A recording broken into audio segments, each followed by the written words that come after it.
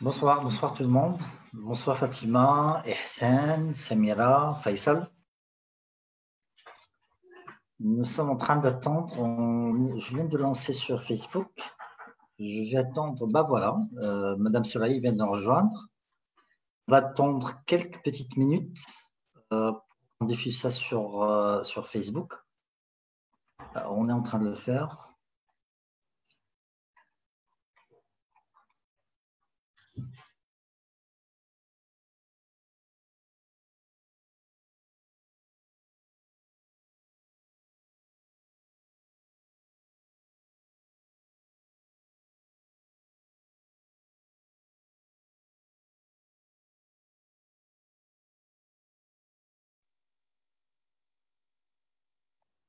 Bonsoir.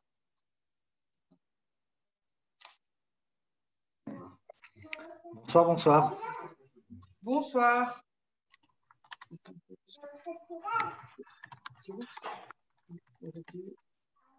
Elle est plus près. Bonsoir, Sikaoutan. Ça va, la Bessalik, comment allez-vous? Ça va, vous allez bien? Eid Mubarak Saïd. Même après une semaine, après 2 semaines, donc on va continuer à dire Eid Mubarak Saïd. Regardez les bonnes habitudes.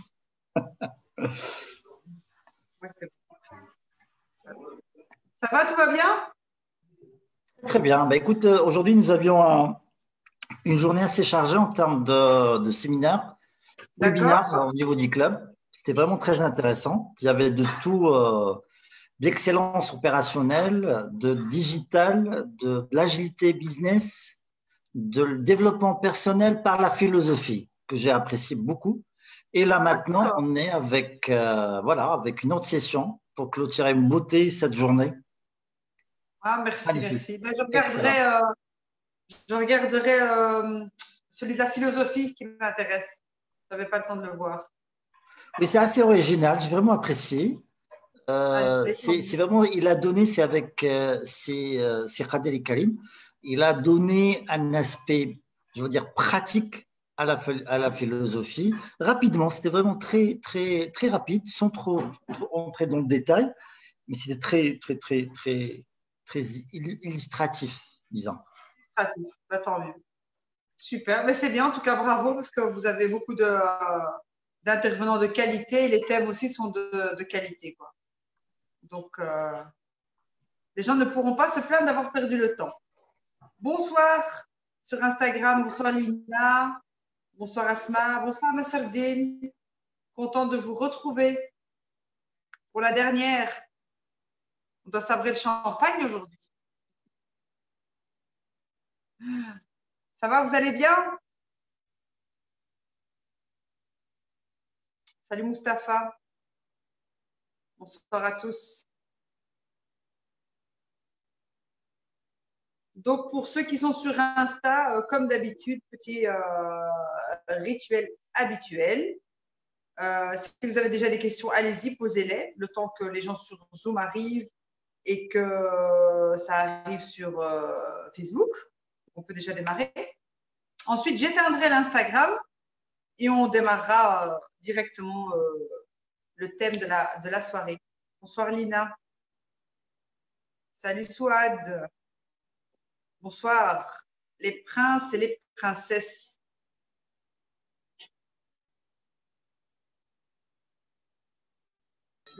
Bonsoir Soraya. Bonsoir Fatima.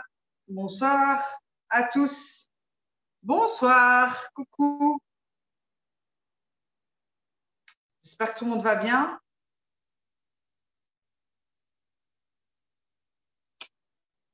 Les micros sont coupés. Donc sur Instagram, si vous avez, salut Nada, salut Mohamed, bonjour Bibi, salut Nawel, fidèle au poste, ça fait plaisir. Donc sur Insta, on profite, on perd pas de temps. Si vous avez des questions, allez-y directement, même sur les autres thèmes qu'on a vus les autres semaines. D'accord, le temps que ça s'installe du côté de Zoom et de Facebook. Donc voilà, je sors ma plaidoirie, tous mes documents. Donc ceux qui ont des questions, il y en a pas mal qui ont profité pour me poser leurs questions en privé. Donc je pense que j'ai répondu à tout le monde. Et je vais partager avec vous certaines des questions que j'ai reçues, justement. Et je partagerai avec vous la réponse. Donc, je fais quand même un rappel pour ceux qui viennent d'arriver. Donc, aujourd'hui, c'est la dernière séance de 12 principes. Vraiment, on est fiers de nous. On a tenu le cap. Grâce à M. Rossier qu'on a tenu le cap. On a vu 12 séances intéressantes pour pouvoir gérer la crise, pour pouvoir s'en sortir à la sortie. Bonsoir, Valdoudris. Et donc, tout est lié. Je rappelle que ce qui fera le succès ou la réussite de votre gestion, c'est le fait de les lier tous ensemble, évidemment. Et ce n'est pas de les considérer chacun tout seul, d'accord? Parce que chacun tout seul, ça donne rien.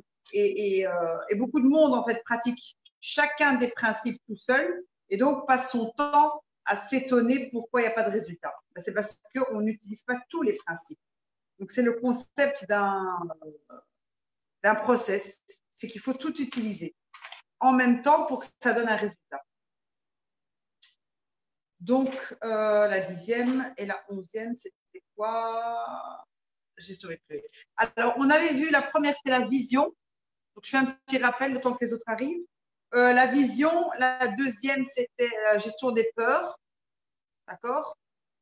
La troisième, son intention, ses intentions, qui est en fait liée aux objectifs. La quatrième, c'était la gestion de l'ego. D'accord? La cinquième, avoir un bon réseau. D'accord? Sixième, on avait vu l'automotivation, comment s'automotiver. D'accord? S'auto-coacher. Sixième, l'automotivation. La septième, c'était la honte. Huitième, le non-hasard. Neuvième, le pouvoir des mots. 10, on avait vu le temps, gestion du temps, avec Pareto, Bonsoir Naïma. Et 11e, on avait vu gestion de la vie privée et de la vie professionnelle. Donc, les leaders, les gens qui s'en sortent, les gens qui sont stables, les gens qui avancent, ont tous en commun ces 12 principes qu'on a vus jusqu'à aujourd'hui. Qu'ils le fassent consciemment, inconsciemment, qu'ils le fassent naturellement parce qu'ils ont été éduqués comme ça, ou qu'ils le fassent parce qu'ils l'ont appris suite à une formation. En tout cas, ce sont les traits de caractère qu'on retrouve chez tous les leaders, chez tous les gens émotionnellement stables et donc qui arrivent à gérer. D'accord? Et quand on dit leader, finalement, c'est quoi? C'est arriver à tout organiser et à gérer les imprévus. D'accord? En fait, celui qui arrive à gérer l'imprévu, c'est qu'il arrive à tout gérer, surtout tout ce qui est prévisible. D'accord? Le plus difficile, c'est l'imprévu. OK? Donc, ici, c'est un petit peu comme Stephen Covey qui a écrit les 7 habitudes des gens qui réussissent. Ici, on pourrait dire, et on pourrait en écrire un bouquin pour vous dire, voilà, les 12 principes d'excellence des gens qui réussissent. Voilà. C'est 12 choses qu'il faut avoir ensemble. D'accord? Et j'insiste, ensemble, pour pouvoir voir les résultats. C'est-à-dire qu'il faut, comment il faut faire? Alors, vous prenez 12 pages A4, comme ça, voilà. Vous écrivez le titre de chacune des sessions qu'on a vues et puis vous notez dedans soit ce que vous avez déjà travaillé, soit ce que vous avez déjà compris, soit vos questions, mais en tout cas, il faut les travailler ensemble. C'est un petit peu comme si vous travailliez 12 couches ou 12 étapes d'un gâteau, d'une pâtisserie, et qu'après, il faut tout coller ensemble. D'accord? Donc, c'est cette vision-là que vous devez avoir. C'est tout ensemble pour avoir un résultat. Et c'est ce qui se passe avec beaucoup de monde quand ils font une seule formation, un seul thème, une seule chose, et qui se disent, mais je ne comprends pas, ça s'arrange pas. Il y en a qui font juste la gestion financière, puis 10 mois après, ils font la gestion du réseau, puis 2 ans après, je sais pas moi, la gestion des peurs. Et donc, le fait de les étaler sur le temps, par peur justement d'engagement, eh ben, c'est ça qui ne donne pas de résultat. Donc, bonsoir Mohamed. Donc, pour avoir un résultat, il faut se dire, voilà, moi, je vais prendre sur les 12 principes, par exemple, je vais en attaquer 3 ou 4. Je vais les attaquer sur un mois, ok, par exemple, sur un mois, 2 mois, et je vais commencer à avoir une moitié de résultat, ok, puis 4 autres, et puis 4 autres, ok. Nawel, tu veux que je rappelle les principes?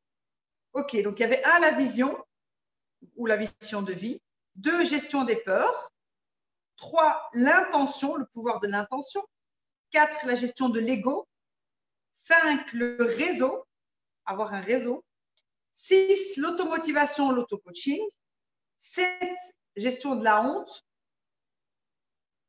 ou identification en tout cas, 8, le non-hasard, 9, le pouvoir des mots sur soi et sur les autres, 10, gestion de temps avec Pareto, et 11, gestion de la vie privée et de la vie professionnelle.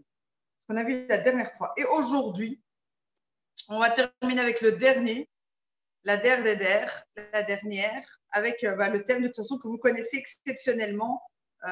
On a partagé ça avec vous puisqu'on voulait justement avoir un maximum de monde et je pense que ça intéresse tout le monde. Ça va être la peur du manque d'argent. Avoir peur de manquer d'argent, avoir peur de ne pas avoir assez d'argent, avoir peur de ne pas se lancer dans des choses par manque d'argent. Et donc, quand on gère cette peur du manque, on devient très puissant. N'est-ce pas, Fatima?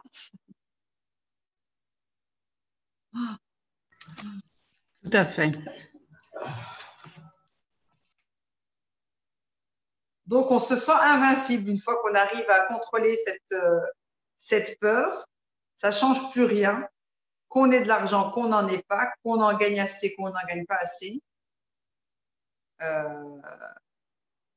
D'accord? Et en fait, c'est le fait de maîtriser cette peur-là qui va vous permettre de régler après tout le reste. Puisque la peur du manque d'argent, c'est celle qui bloque tout, le monde dans tout.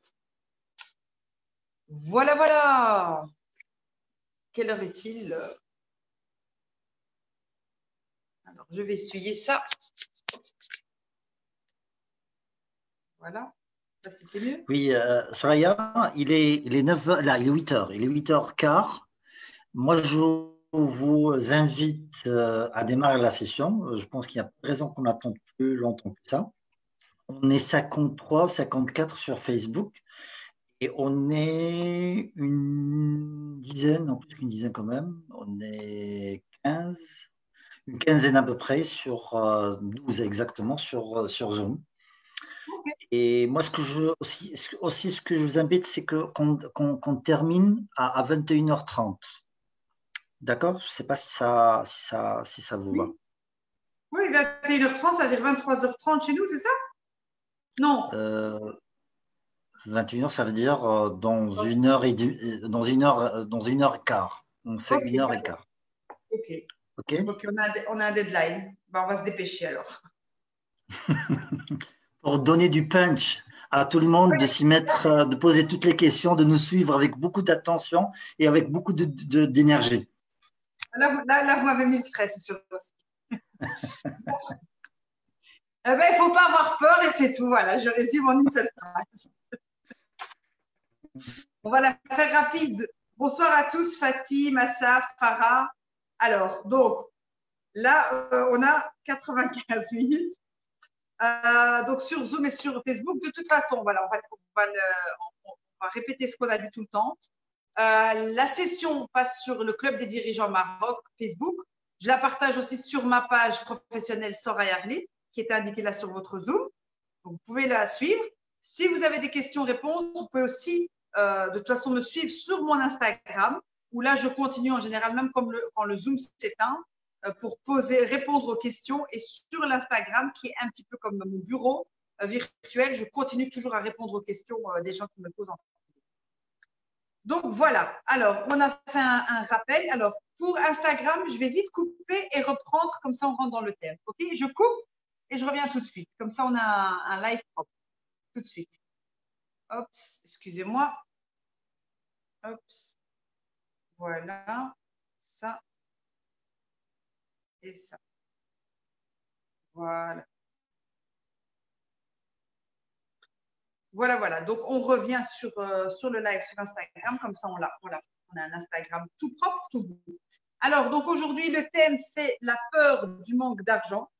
Donc, pourquoi on a choisi ce thème en dernier? Je pense que c'est celui qui va intéresser 99% de la population. Pourquoi il est important? Parce que finalement, c'est la peur la plus dangereuse.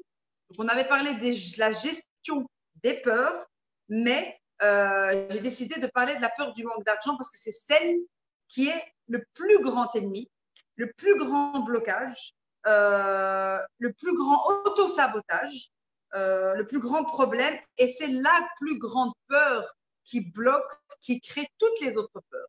Alors évidemment, d'où est-ce qu'elle vient? Eh bien, elle vient de l'enfance, d'accord? La peur du manque vient aussi du fait que la peur de dépenser vient de la peur du manque. Donc, on disait toujours, est-ce que tu as regardé le prix, c'est cher? Comment tu vas faire pour payer le loyer? Est-ce que tu es sûr que tu es prêt à déménager? Est-ce que tu as vérifié ton contrat de travail si tu vas gagner assez?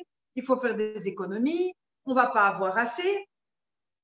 De toute façon, dans la vie, on ne peut pas tout avoir. Il faut d'abord gagner de l'argent pour en dépenser. Donc, toutes ces croyances, en fait, qui sont mauvaises, d'accord? Qui sont pas correctes. Et c'est elles qui nous ont mis sur la mauvaise route. Donc, on a pris la mauvaise autoroute. Donc, la peur du manque d'argent est la plus dangereuse, d'accord? C'est celle qui détruit tous les projets. Et c'est celle qui crée tous les échecs. C'est celle qui bloque tout le monde. Et cette peur, une fois qu'elle est gérée, c'est celle qui fera de vous un leader. D'accord? Parce qu'une fois qu'on n'a plus peur, eh bien, évidemment, on prend des milliards de décisions, puisqu'on n'a plus peur du manque. Alors, une définition rapide, peur du manque d'argent. 3 étapes. D'abord, peur, moi je résume, petite définition assez simple.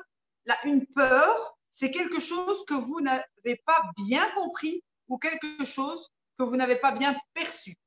Quelque chose que vous méconnaissez. C'est une méconnaissance. Donc, quand vous avez peur de quelque chose, parce que vous ne le connaissez pas bien, d'accord? La peur d'une maladie, on ne la connaît pas bien. La peur des étrangers, le racisme, c'est parce qu'il ne connaît pas les étrangers, ne voyage pas. D'accord? La peur d'une certaine nourriture, parce que vous ne l'avez jamais goûté. OK.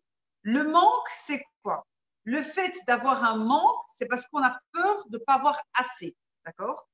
Donc, le manque, pourquoi j'ai peur de manquer de quelque chose? Parce que je ne suis pas sûre d'en avoir assez, ou en tout cas, je ne sais pas où en trouver.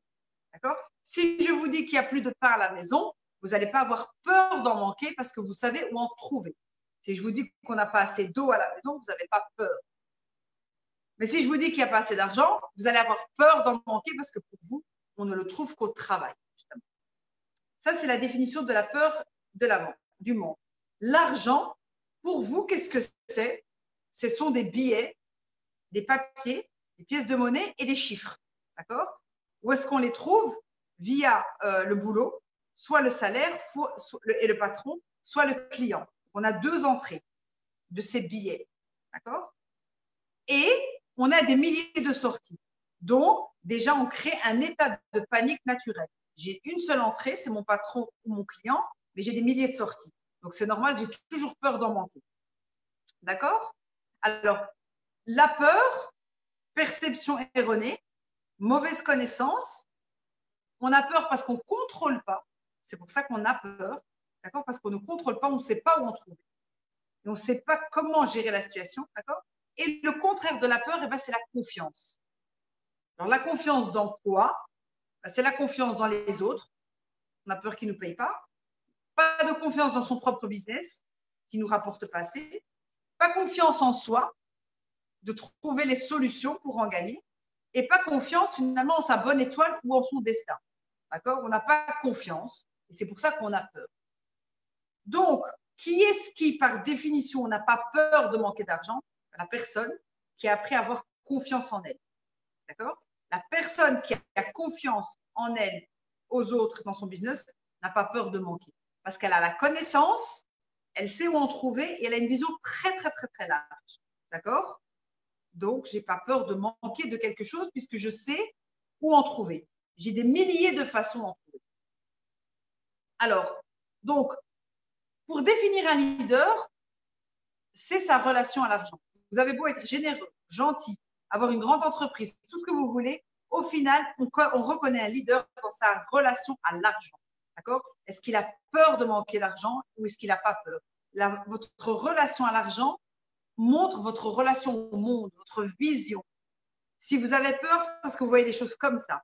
Et plus vous vous apprendrez à connaître, à vous connaître et à savoir beaucoup de choses sur votre relation à l'argent, et moins vous aurez peur. D'accord? Quelqu'un qui croit qu'il n'a qu'une seule boulangerie dans sa vie, c'est pas comme quelqu'un qui sait qu'il en a 15 dans sa vie. La peur n'est pas la même de trouver ou de ne pas trouver du pain. OK?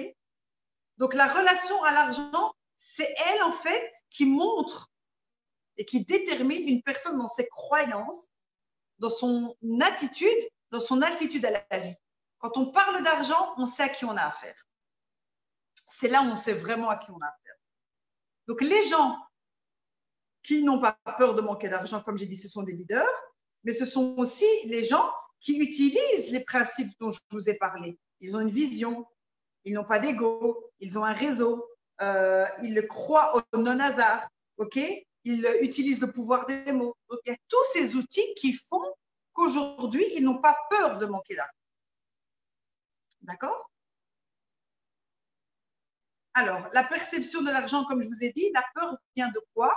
Vient du fait qu'on croit ou que vous pensez qu'on ne trouve l'argent que chez le client ou chez le patron.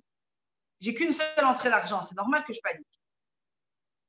Donc, ici, c'est la perception qui est tronquée, qui est étroite.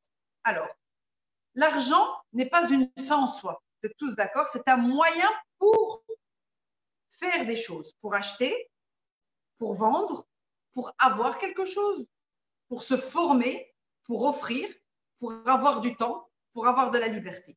Donc, finalement, l'argent, c'est pour avoir autre chose. Donc, on part d'un point A, on utilise le mot argent pour arriver à un point B. Donc, premier changement de perception, c'est que ce qui nous intéresse, nous, c'est quand on veut arriver d'un point A à un point B, et au final, il faut apprendre à se dire, mais je m'en fous comment je vais y arriver, avec de l'argent ou autrement, car il y a d'autres solutions. Le plus important, c'est que j'y arrive. D'accord? Je vais donner un exemple simple. Je voudrais me former en PowerPoint ou en Excel et j'ai besoin d'argent pour me former.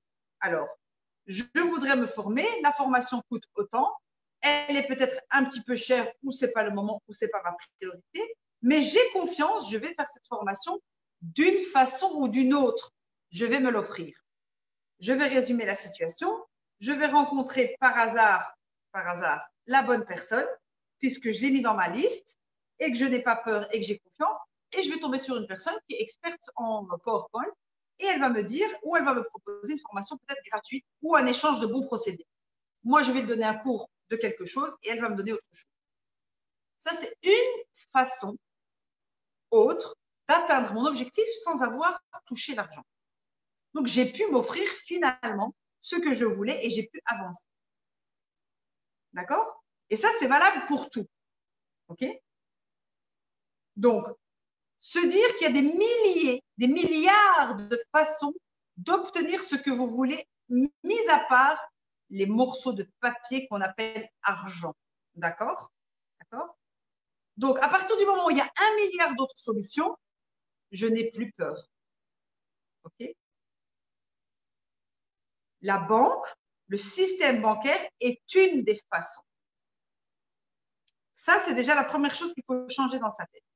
La deuxième chose, quand on a peur de manquer, c'est une émotion négative. C'est l'émotion mère qu'on a en nous. Quand on a une émotion négative, qu'est-ce qui se passe? Toutes nos petites cellules, les 100 millions de cellules, ont si peur. Et donc, se renfermer bloque. Qu'est-ce qui se passe quand on a peur? On rejette les solutions et on bloque. Puisqu'on dit à notre cerveau, manque d'argent, pas assez d'argent. Émotion négative par rapport à l'argent. D'accord? Donc, on n'est pas du tout dans le fait d'attirer l'argent. Donc ça c'est la peur. Celui qui a la vision, d'accord, et le réseau, lui va avoir confiance. Le fait de pratiquer les 11 principes qu'on avait ensemble font que vous avez les pieds, comme les pieds d'une table, vous avez de plus en plus confiance. Donc comme vous avez de plus en plus confiance et des plans de solutions, donc vous n'avez pas peur de manquer d'argent. D'accord? Donc vous êtes dans votre corps et dans votre esprit débloqué. Ça fait que vous avancez, que vous osez poser des questions, que vous osez vous lancer dans des projets, puisqu'il n'y a pas cette peur. D'accord? 99% des gens qui ne lancent pas leur projet ne le lancent pas parce qu'ils ont peur de ne pas avoir assez d'argent, parce qu'ils n'ont pas l'argent, parce qu'ils se disent « personne ne va me prêter ». Alors que s'ils oubliaient ce souci-là, s'ils le mettaient de côté en se disant « il y a des milliards de solutions d'ouvrir mon business, je vais déjà m'occuper de mon projet et on verra quelle est la solution parmi les milliards qui me permettra d'ouvrir mon projet. » Parce qu'il n'y a pas que les billets de banque, il y a des millions de façons. D'accord? Donc, gérer cette peur du manque d'argent va vous permettre quoi en fait? Va vous permettre de vous débloquer, d'avancer, de penser, de réfléchir et de chercher des solutions. Et plus vous avancez à chercher des solutions, on ne parle même pas d'argent, plus vous devenez fort, plus vous devenez charismatique, plus vous avez confiance et donc vous êtes une autre personne. Donc, le jour où vous avez fini votre projet, votre crise sur papier, vous êtes déjà quelqu'un d'autre. Quand vous êtes quelqu'un d'autre, vous avez de l'audace, vous osez demander, vous osez même aller toquer chez plusieurs personnes pour emprunter de l'argent, ainsi de suite, ainsi de suite. Donc, quand on n'a pas assez d'argent, c'est parce qu'on croit qu'il n'y a que les billets de banque qui vont nous permettre de nous offrir ce qu'on veut s'offrir. D'accord? Par contre, si on met de côté ce moyen-là et qu'on veut s'offrir quelque chose, il faut se dire, OK, je veux acheter ce téléphone ou louer ce bureau ou m'offrir cette formation. Combien elle coûte? Elle a un prix. Un prix, ça reste des chiffres. Ça coûte autant, ça va me demander autant d'heures de travail, d'accord? Et je vais aller chercher ces moyens-là dans l'univers pour la payer. Mais je ne coupe pas. Quand vous dites c'est trop cher, quand vous dites je ne peux pas me le permettre, quand vous dites c'est trop pour moi, en fait, vous bloquez le processus dans votre cerveau pour aller chercher des solutions. Donc, chaque fois que vous dites ah ouais, mais c'est cher, c'est pas pour moi, j'ai pas les moyens, vous dites à votre petite secrétaire dans votre cerveau, laisse tomber, je veux pas. Tandis que si vous dites ah ok, d'accord, ça coûte autant, je vais voir si je peux payer en plusieurs fois. Je vais voir si je peux payer en décalé. Je vais trouver des solutions. Je vais m'arranger. Là, vous ouvrez les portes de votre esprit pour aller chercher des solutions. On va vous faire un prix, on va vous laisser payer en plusieurs fois. Vous pouvez faire un échange win-win. Il y a des milliers de solutions pour pouvoir vous offrir ce que vous voulez. D'accord? Donc, au niveau du cerveau, le plus important, c'est de ne pas dire c'est cher, c'est trop pour moi, c'est pas le moment. Parce que c'est pas vrai. Parce que si on vous l'offrait gratuit, vous le prendriez. Donc, finalement, l'argent, c'est quoi? La relation à l'argent, c'est un état d'esprit. D'accord? L'argent, c'est un moyen. Donc, comme c'est un moyen, qu'est-ce qui se passe? Le gagnant, le leader, qu'est-ce qu'il fait? Il dit, OK, je vais aller trouver un moyen et je reviens. Dans une semaine, 15 jours, un mois, mais je reviens. Donc, je ne laisse pas tomber la chose. Et le loser, lui dit, il trouve une excuse. Non, mais c'est trop cher. Alors, au moins, assumez et dites, c'est pas dans mes priorités. C'est pas obligatoire. Parce que quand on doit s'offrir une opération à cœur ouvert ou qu'on a un problème médical, on dit jamais que c'est cher. On n'ose même pas le sortir de sa bouche. On cherche une solution. Donc, soit vous cherchez une solution, soit vous assumez que ce n'est pas une priorité. D'accord? Donc, la perception, les différents moyens de trouver de l'argent et la confiance grâce à la vision et le réseau. Ensuite, l'argent, il faut le voir comme du savoir. L'argent, c'est exactement comme du savoir. D'ailleurs, on échange dans les formations du savoir contre de l'argent. Eh bien, l'argent, c'est illimité, c'est infini. Il y a une partie que vous voyez et une partie que vous ne voyez pas. Le savoir, il y a une partie qu'on vous donne sur papier et une partie que vous ne voyez pas.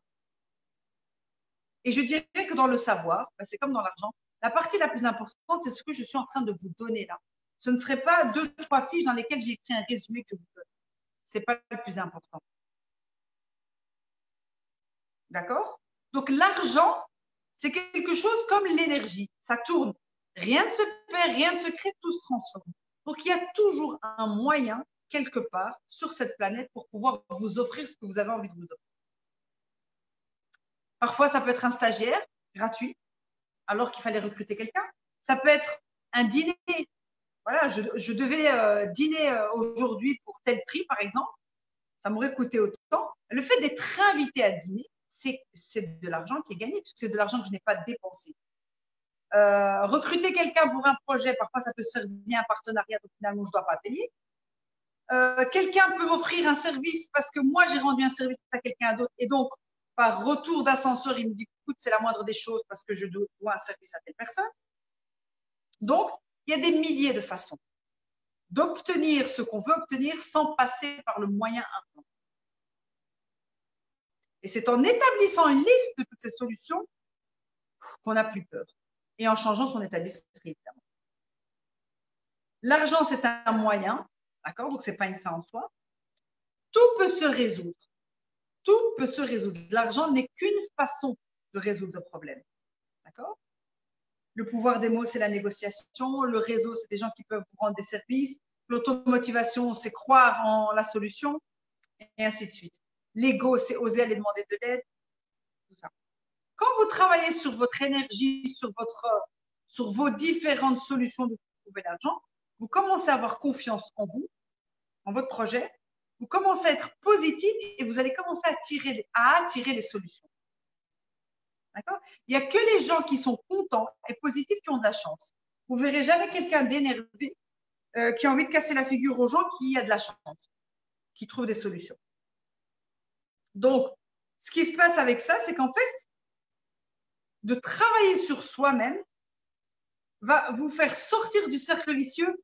J'ai pas assez d'argent, c'est pas possible. De toute façon, ce projet ne marchera pas si j'ai pas l'argent. Je dois d'abord avoir un chèque signé de la banque. Donc, toutes les excuses sont bonnes pour que moi, j'écrive pas mon projet sur un papier.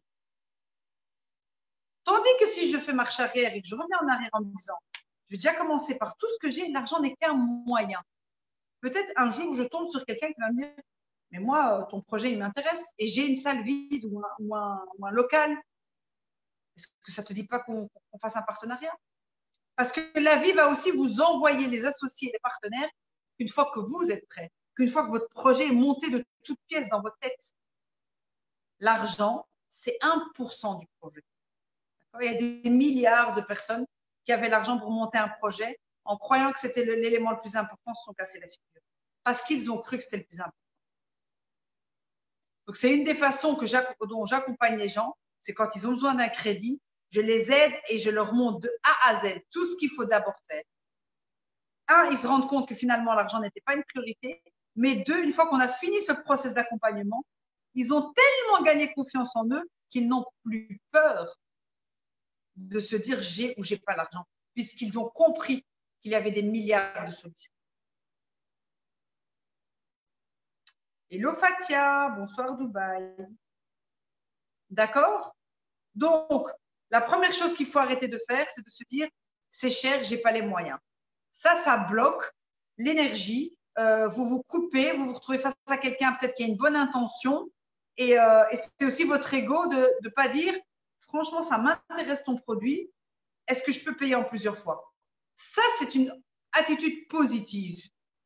Donc, j'ai envie, mais j'aimerais pouvoir l'échelonner. Ça, c'est tout à votre honneur. C'est pas ma priorité aujourd'hui de m'offrir tel projet ou tel matériel ou telle paire de chaussures. Comment on peut négocier? Finalement, ça reste de la négociation. C'est le pouvoir des mots. D'accord? Bonsoir à tous. Donc, les solutions sont là. Donc, quand vous dites c'est cher, c'est pas pour moi, je peux pas me le permettre, vous fermez votre cerveau, vous dites à votre petite secrétaire, ce dossier-là, tu peux le jeter à la poubelle. Quand vous dites intéressant, est-ce que c'est possible de payer en plusieurs fois? Ça m'intéresse, j'aimerais trouver une solution. Quelles seraient les possibilités de paiement ou quelles seraient d'autres possibilités? Est-ce qu'on peut trouver un arrangement? Là, vous ouvrez les portes. Quel arrangement on peut faire? Est-ce qu'il y a une possibilité win-win? Voilà, je donne des exemples. Mais dès que vous dites c'est cher, vous fermez les portes. De tout, hein, vous fermez les portes à vous-même en premier, d'accord? Et les gens motivés, ambitieux, ont toujours envie de trouver un client de toute façon, ou un partenaire, ou un associé motivé. Donc, même si c'est un partenaire qui veut monter un business avec moi, je veux pas qu'il me dise, ah, il faut investir tout ça pour monter le projet. Non, je veux qu'il me dise, ah ouais, ok, ça coûte ça, d'accord. Mais est-ce qu'on peut le découper en plusieurs étapes?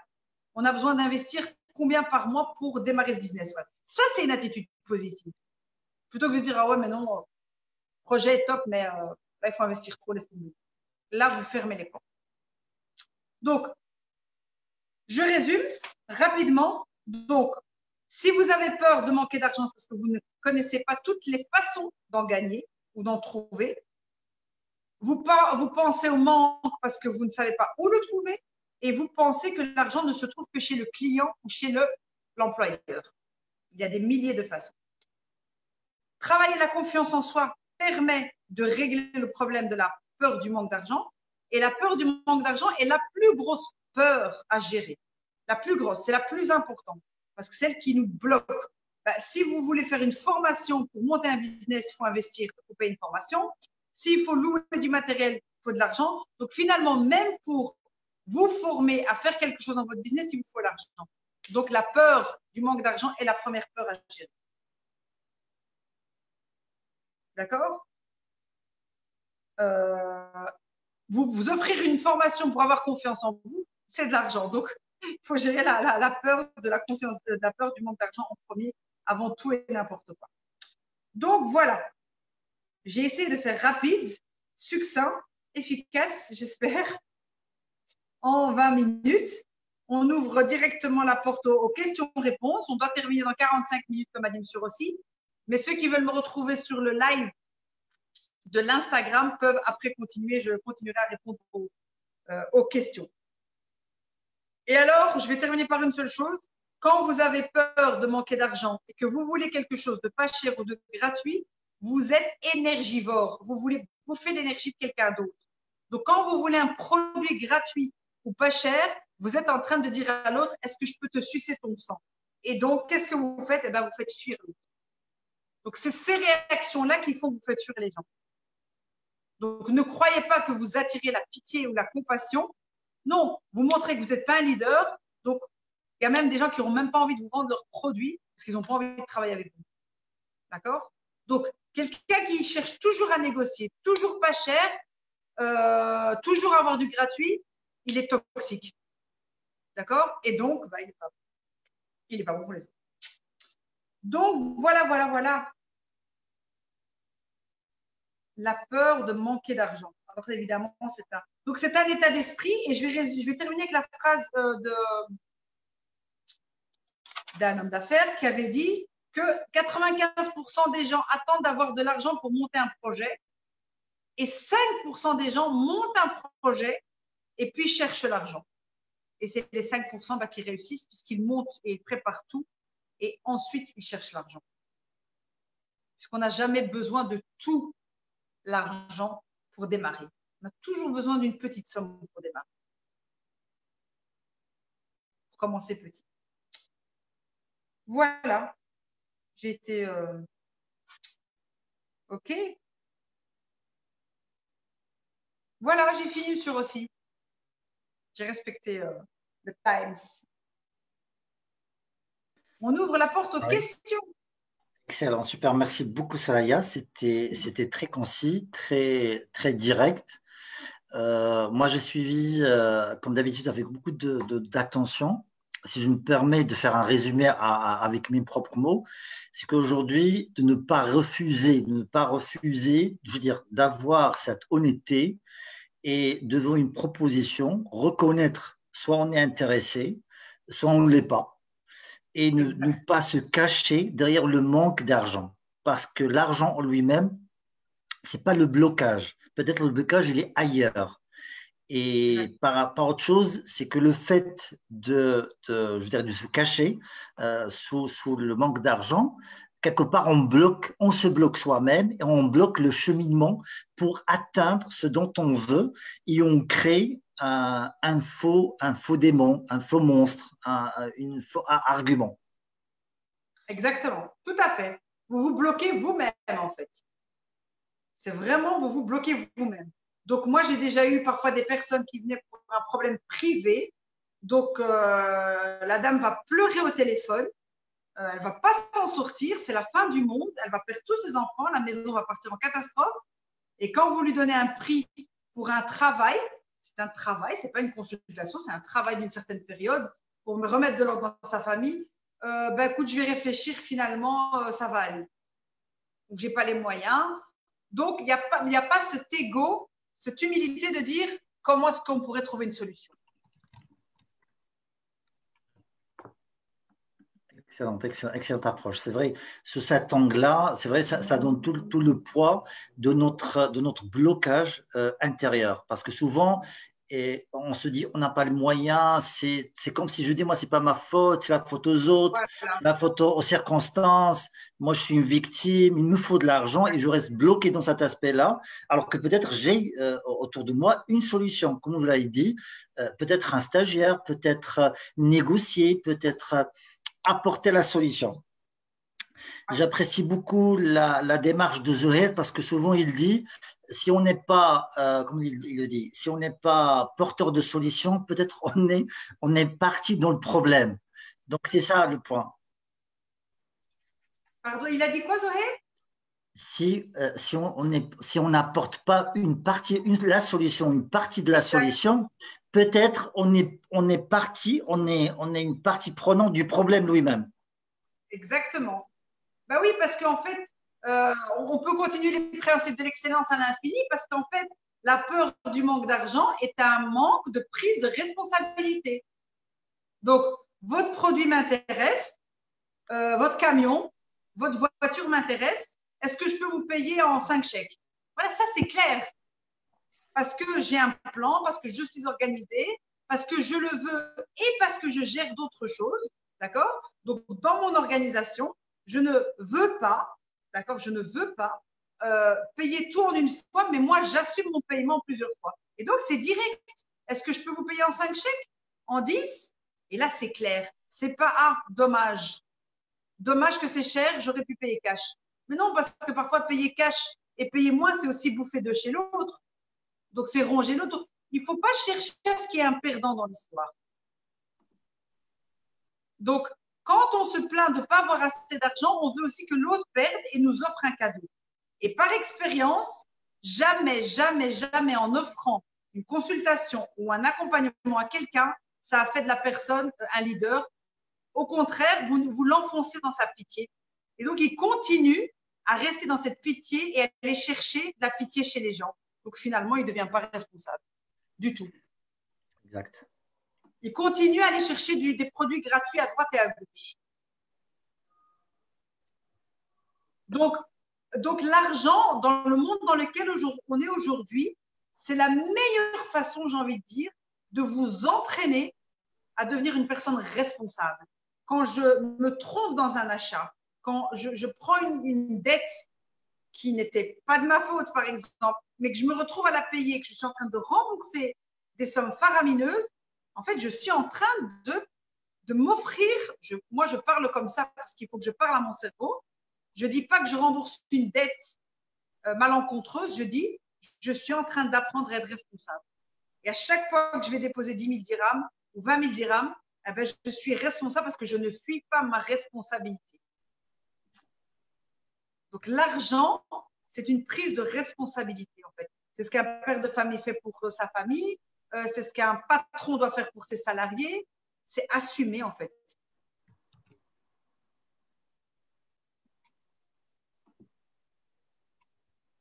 Et des salariés ont besoin d'un patron qui n'a pas peur, comme une femme a besoin d'un mari qui n'a pas peur.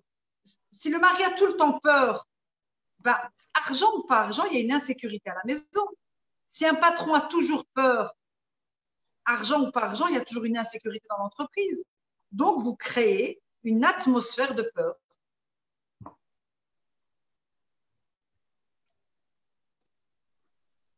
Bonjour. Oui, Bonjour. il y a des... Est-ce que je peux faire une intervention ou il y a une règle pour? De toute façon, il y a moyen pour appuyer sur lever la main, mais de toute façon, allez-y, il n'y a personne d'autre. Allez-y, Sicha, allez-y. Alors, bonjour tout le monde d'abord. Eid Mubarak Saïd, en retard, avec beaucoup de bonne santé. Salut Soraya. C'est la première fois que j'assiste aux différents webinaires organisés par le club, malheureusement pour des raisons très compliquées à expliquer. Mais en tout cas, bravo, c'était très intéressant, très riche. Merci. Je me retrouve aujourd'hui bloqué en Californie. Je réside à New York, ma famille est au Maroc et je vous laisse le reste à imaginer comment est ma situation aujourd'hui. Anyway, mon intervention sur l'AIA aujourd'hui, c'est par rapport à votre sujet et c'est une question plutôt qu'une intervention.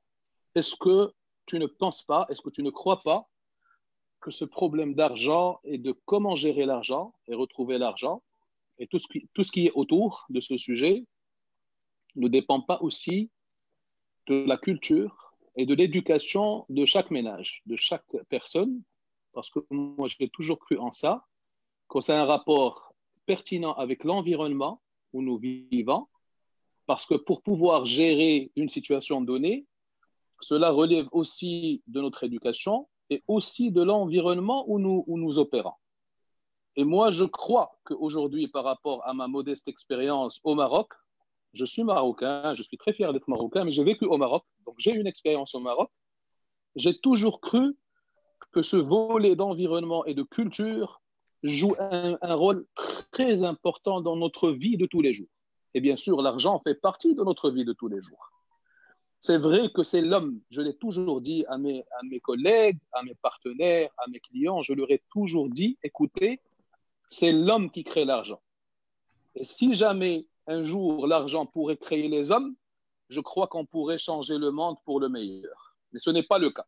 Donc, l'argent ne fait jamais les hommes, mais c'est les hommes qui créent l'argent. J'ai toujours cru en ça, et c'est ma devise. Je crois énormément. J'ai perdu beaucoup d'argent, mais j'ai aussi gagné beaucoup d'argent. Je parle de moi-même. J'ai perdu beaucoup d'argent. Je n'ai pas besoin d'avancer des chiffres. T'inquiète pas, moi aussi. Et je suis très bien. I am so happy. Je suis très, très bien. Donc, je reviens juste à ma question, Soraya, pour te dire, est-ce que tu ne crois pas? Je vais me permettre de te tutoyer, si tu le permets, bien évidemment. Sinon, je peux revenir rapidement sur le vous. Donc, est-ce que tu ne crois pas que ce volet d'environnement et de culture, quand je dis culture, ça veut dire éducation, une personne aujourd'hui, quand elle est éduquée, quand on l'éduque à l'école, on l'éduque par rapport à énormément de choses. Au Maroc, on ne sait pas, on ignore beaucoup de choses. Et donc, on grandit avec très peu de moyens de bord. Je ne parle pas des 100% des Marocains, mais je crois que je parle de la majorité des Marocains. Et donc, comme on dit en arabe, man shabba ala shay'in shaba alayh, al-insanu ibnu bi'atih. Ce sont des choses auxquelles aussi je crois, parce que c'est une réalité qu'il ne faut pas ignorer. Et du coup, aujourd'hui, si on apprend à éduquer nos enfants, c'est ce que j'essaye de faire avec mes enfants, de les éduquer à partir de leur très jeune âge sur comment gérer l'argent, sur la définition de l'argent, sur ce que c'est que l'argent, sur comment chercher l'argent, etc., etc. Ben, une fois grand, une fois responsable, je crois qu'il ne trouvera aucun moyen, aucun problème pour faire face et affronter les différentes situations qu'il aura dans sa vie. Voilà, donc je m'arrête. Je ne veux pas trop jaser. Je voulais juste te poser cette question et voir ton avis surtout là-dessus. Merci Soraya. Merci tout le monde. Merci beaucoup Hichem. Je fais les commentaires en même temps sur Instagram. Alors oui, bien sûr que l'environnement est le premier saboteur de tous les principes que j'ai expliqués depuis un mois. Et donc, en fait, l'environnement extérieur est un danger pour nous, puisqu'évidemment, c'est la société. Donc, c'est pour ça que je parle de la gestion de la peur. La peur, c'est une émotion. Ça veut dire que mon propre frère ou mon propre père ou mon propre mari peut avoir une relation différente de moi à l'argent. Je ne dis pas que c'est facile d'avoir une relation différente à l'argent dans un même ménage, mais je dis juste qu'il faut commencer par sa propre gestion de l'émotion. Ça veut dire quoi? Comme a dit Hichem, j'ai perdu beaucoup d'argent. Le jour où j'ai perdu une somme faramineuse et que je suis aujourd'hui encore en train de rembourser une erreur, on va dire, de jeunesse, pour mettre ça sur le dos de quelqu'un d'autre, de rembourser une somme faramineuse et que, en fait, j'ai beau travailler, je dois rembourser cette somme. Donc, je ne vois pas le bout du tunnel. Donc, j'ai deux choix. Soit je me retrouve, en fait, par terre avec cette somme énorme à rembourser ou à payer ou à n'importe quoi, et je stresse, j'angoisse parce qu'en fait, mathématiquement, c'est impossible. Logiquement, c'est impossible. Et si je passe par le mental et que je commence à calculer, c'est mieux de se tirer une balle. Voilà, il n'y a pas d'autre calcul. D'accord? Ce n'est pas possible humainement. La seule solution qui me reste, c'est de trouver la force de ne pas paniquer, de ne pas stresser pour pouvoir payer ses factures ou rembourser ses dettes. Donc, au final, qu'est-ce que j'ai besoin? Pas de l'argent, j'ai besoin de l'énergie et de la force que personne ne va te donner dans ton environnement. D'accord? Les autres vont juste te dire c'est impossible. OK, quand on me dit que c'est impossible de rembourser mes dettes, ça apporte quoi? Ça t'affaiblit. Et ce que tu vas rembourser en 15 ans, eh ben, va te détruire et occuper ta vie pendant 15 ans. Tandis que si je me dis, OK, je vais faire un travail sur moi-même, ça reste de la gestion d'émotions, je vais me dire que c'est pas grave, l'argent, ça va, ça vient. Au pire, cet argent allait partir en chips et en fast-food. J'essaye de me parler jusqu'à ce que je me protège de la peur. Une fois que j'arrive à ne plus avoir cette peur, qu'est-ce qui se passe? Eh ben, en fait, je trouve la force de me lever le matin, de bosser, de faire des cours, de ramasser l'argent, de le gérer et de pouvoir rembourser mes dettes. Donc, en fait, c'est pas l'argent qu'il faut gérer au départ, c'est son émotion pour avoir l'idée claire, l'esprit clair, la force, le courage et l'énergie pour aller trouver des solutions. Donc, c'est pour ça que c'est quand on est dans des situations, j'ai envie de dire, catastrophiques, on se dit, OK, mais maintenant, avoir peur va me servir à quoi? Avoir peur va juste me ralentir. Donc, si j'ai peur, ça va me prendre plus de temps pour rembourser. Mais si je me bloque une semaine, 15 jours, un mois, je m'enferme, entre guillemets, dans ma tête, en travaillant sur cette peur, il faut que je me lève tous les matins avec le sourire en me disant, OK, maintenant, il faut que je me donne 2-3 ans et pas 10 ans pour rembourser cette somme. D'accord? Et aussi, pour se protéger, pour répondre un peu à Hichem, pour vous les hommes, je juge toujours les hommes, mais pour vous les hommes, c'est peut-être un peu plus facile.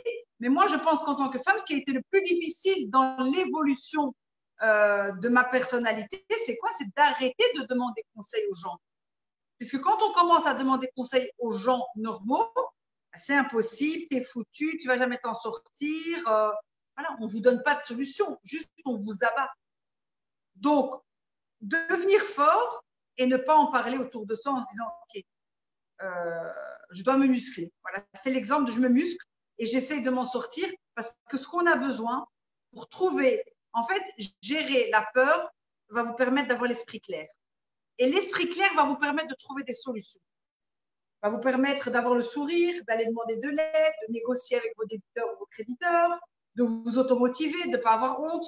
Donc voilà. Mais l'environnement, évidemment, qu'il est très toxique.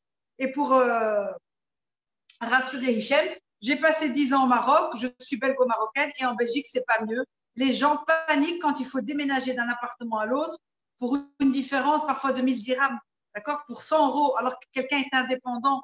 Et donc, on se dit, mais si tu es indépendant et que tu n'arrives même pas à gagner cette différence et que tu as peur à ce point-là, mais quel stress! Donc, les gens sont accrochés par l'argent que nous donne l'État ou les services publics ou des choses comme ça.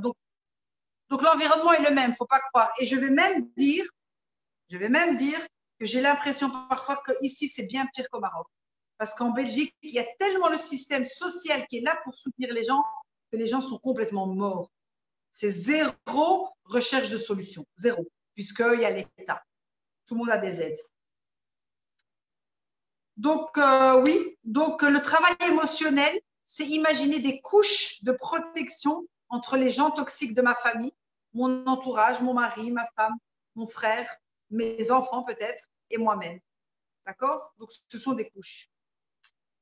Donc voilà, je ne sais pas si j'ai un peu compliqué ce qu'a dit Hichem. Je pense que force d'essayer, on finit par frustrer et on perd notre énergie. Mais voilà. En fait, on a besoin d'énergie pour trouver des solutions.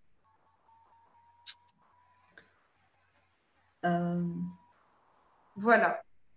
Je regarde. 2 commentaires sur The. Yes. Tu peux reprendre, Soraya? Oui, bien sûr, allez-y. Alors, il y a Kalima qui disait comment ne pas avoir peur de manquer d'argent vu les circonstances actuelles. Et Nawel, elle réagit en disant que je pense que l'absence d'une éducation financière mène à cette peur du manque. Qu'est-ce que tu en penses, Soraya? Oui, bien sûr. Bien sûr que la gestion de l'argent, c'est un thème à part qu'on pourrait faire comme atelier, parce qu'il y a vraiment des astuces pour gérer son argent. Donc, l'argent, il faut le voir déjà en plusieurs étapes. Ce que j'ai beaucoup observé pendant mon expérience avec les gens, c'est qu'il y a gagner l'argent, avoir de l'argent et puis le dépenser. Je me suis souvent rendu compte que ce n'est pas ceux qui gagnaient beaucoup d'argent qui en avaient beaucoup, puisqu'ils ne savaient pas le gérer. Donc ça, pour moi aujourd'hui, c'est une conviction à 200% que savoir gérer son argent peut vous permettre, et je ne lésine pas sur les moyens, vous permettre d'être 10 fois plus riche. Donc vraiment, quelqu'un qui va gagner 20 000 dirhams, 2 000 euros, peut vivre 10 fois mieux que quelqu'un qui en gagne 200 000 et qui ne sait pas gérer son argent. Et ça, c'est du vécu. Donc, j'ai vraiment vu des gens qui gagnaient des sommes faramineuses, mais comme il n'y a aucune gestion, ça va dans tous les sens. Okay? Donc, ça, c'est une organisation financière. Et c'est vrai que ça s'apprend et on ne l'apprend pas, je pense, dans certains pays. Je vous donne une astuce très simple. Par exemple, le fait de mettre parfois des petits pots à la maison ou des enveloppes, d'accord, c'est de l'autosuggestion, c'est de l'automotivation. Et je peux mettre des enveloppes. Il y a une enveloppe où ça va être marqué taxe annuelle. Je dis n'importe quoi. Il faut payer ses taxes à la fin de l'année. Et pendant 1 an, à chaque fois, je vais mettre un billet dedans. Donc, je ne vais pas m'en rendre compte, mais ce pot est en train de se remplir. Et puis, un autre où je peux mettre argent de poche vacances. D'accord? Mais ce qui est marrant, ce qui est chouette, c'est que je me vole à chaque fois un petit billet, par exemple. Et je vais mettre dans cette enveloppe. Donc, pendant une année, je ne me rends pas compte. C'est comme si c'était la monnaie qu'il y avait dans mon portefeuille. Et en même temps, ces pots sont en train de grandir. Mais la bonne nouvelle, c'est qu'à la fin de l'année, on trouve tous ces pots remplis. D'accord? Et il y a toute une histoire d'énergie. C'est qu'une fois qu'on commence et qu'on démarre, eh ben, ça part tout seul. Le premier pas, c'est le plus difficile. C'est le premier pas. D'accord? Un jour, j'avais un étudiant qui m'a dit, Madame, je voudrais acheter une voiture, je ne sais plus quelle marque, elle coûte autant, mais c'est impossible de l'acheter. Et je lui ai dit, est-ce que tu veux que je t'aide à l'acheter? Il me dit, comment? Je dis, je vais te donner le premier pas. Tu vas prendre un pot à la maison et moi, je vais te donner le premier pas. Et donc, j'ai sorti 10 dirhams, 1 euro, et je lui ai donné. Il a rigolé. Je lui ai dit, si tu vas demain chez le concessionnaire et qu'il te manque 10 dirhams, est-ce qu'ils vont te donner la voiture ou pas? Il m'a dit, ben non. Je dis, donc, je suis en train de te donner ta première partie pour payer ta voiture. Voilà 10 dirhams, je te les offre. Tu les mets dans ton pot. Maintenant, à toi de trouver les autres. Décompose le prix de ta voiture en pièces de 10 dirhams. Et plus tu vas avancer, plus tu vas être motivé. C'est vraiment comme un effet boule de neige. Donc, ce n'est pas ridicule cette histoire de faire par petites tranches. Donc, la gestion de l'argent, ça c'est non discutable. La situation actuelle, c'est une gestion des émotions. En fait, vous avez deux routes. Vous paniquez pour tout ce qui arrive, d'accord? Et vous devenez impuissant, d'accord? Vous devenez en fait impuissant. C'est votre morale qui vous permet de trouver des solutions. Donc, pour pouvoir trouver des solutions, j'ai envie de dire qu'on est obligé de gérer sa peur du manque d'argent et sa peur de visibilité de cette crise. Parce que si je commence à calculer, je ne vais pas m'en sortir. Parce que, comme je vous dis, logiquement, mentalement, il n'y a pas de solution. C'est incroyable. Donc, la seule route qui me reste, c'est les émotions. Et quand je deviens plus forte émotionnellement, mon esprit se libère. Il y a de la sérotonine, de l'oxytocine, de la dopamine, tout ça qui se crée dans mon corps. Et donc, je libère des nouvelles idées. Et donc, j'ai un esprit plus clair, du recul. D'accord? Donc, c'est vraiment comme si je vous disais, il va falloir aller à la salle de sport pour pouvoir sortir de la crise. Vous allez me dire, mais j'ai pas que ça à faire. Mais il va falloir porter des cartons. Donc, il faut y aller. Il n'y a pas de solution. Parce que la peur va vous écraser, elle va vous déprimer et vous serez de plus en plus faible. Et donc, quand vous serez faible, ben, vous n'aurez pas la tête à chercher des solutions. Parce que c'est vous qui allez devoir chercher des solutions. Comme je vous ai dit, il va falloir négocier, trouver des gens avec qui vous allez payer en plusieurs fois, des relations win-win. Il va falloir faire un plan de restructuration des solutions. L'argent ne sera qu'une façon, d'accord?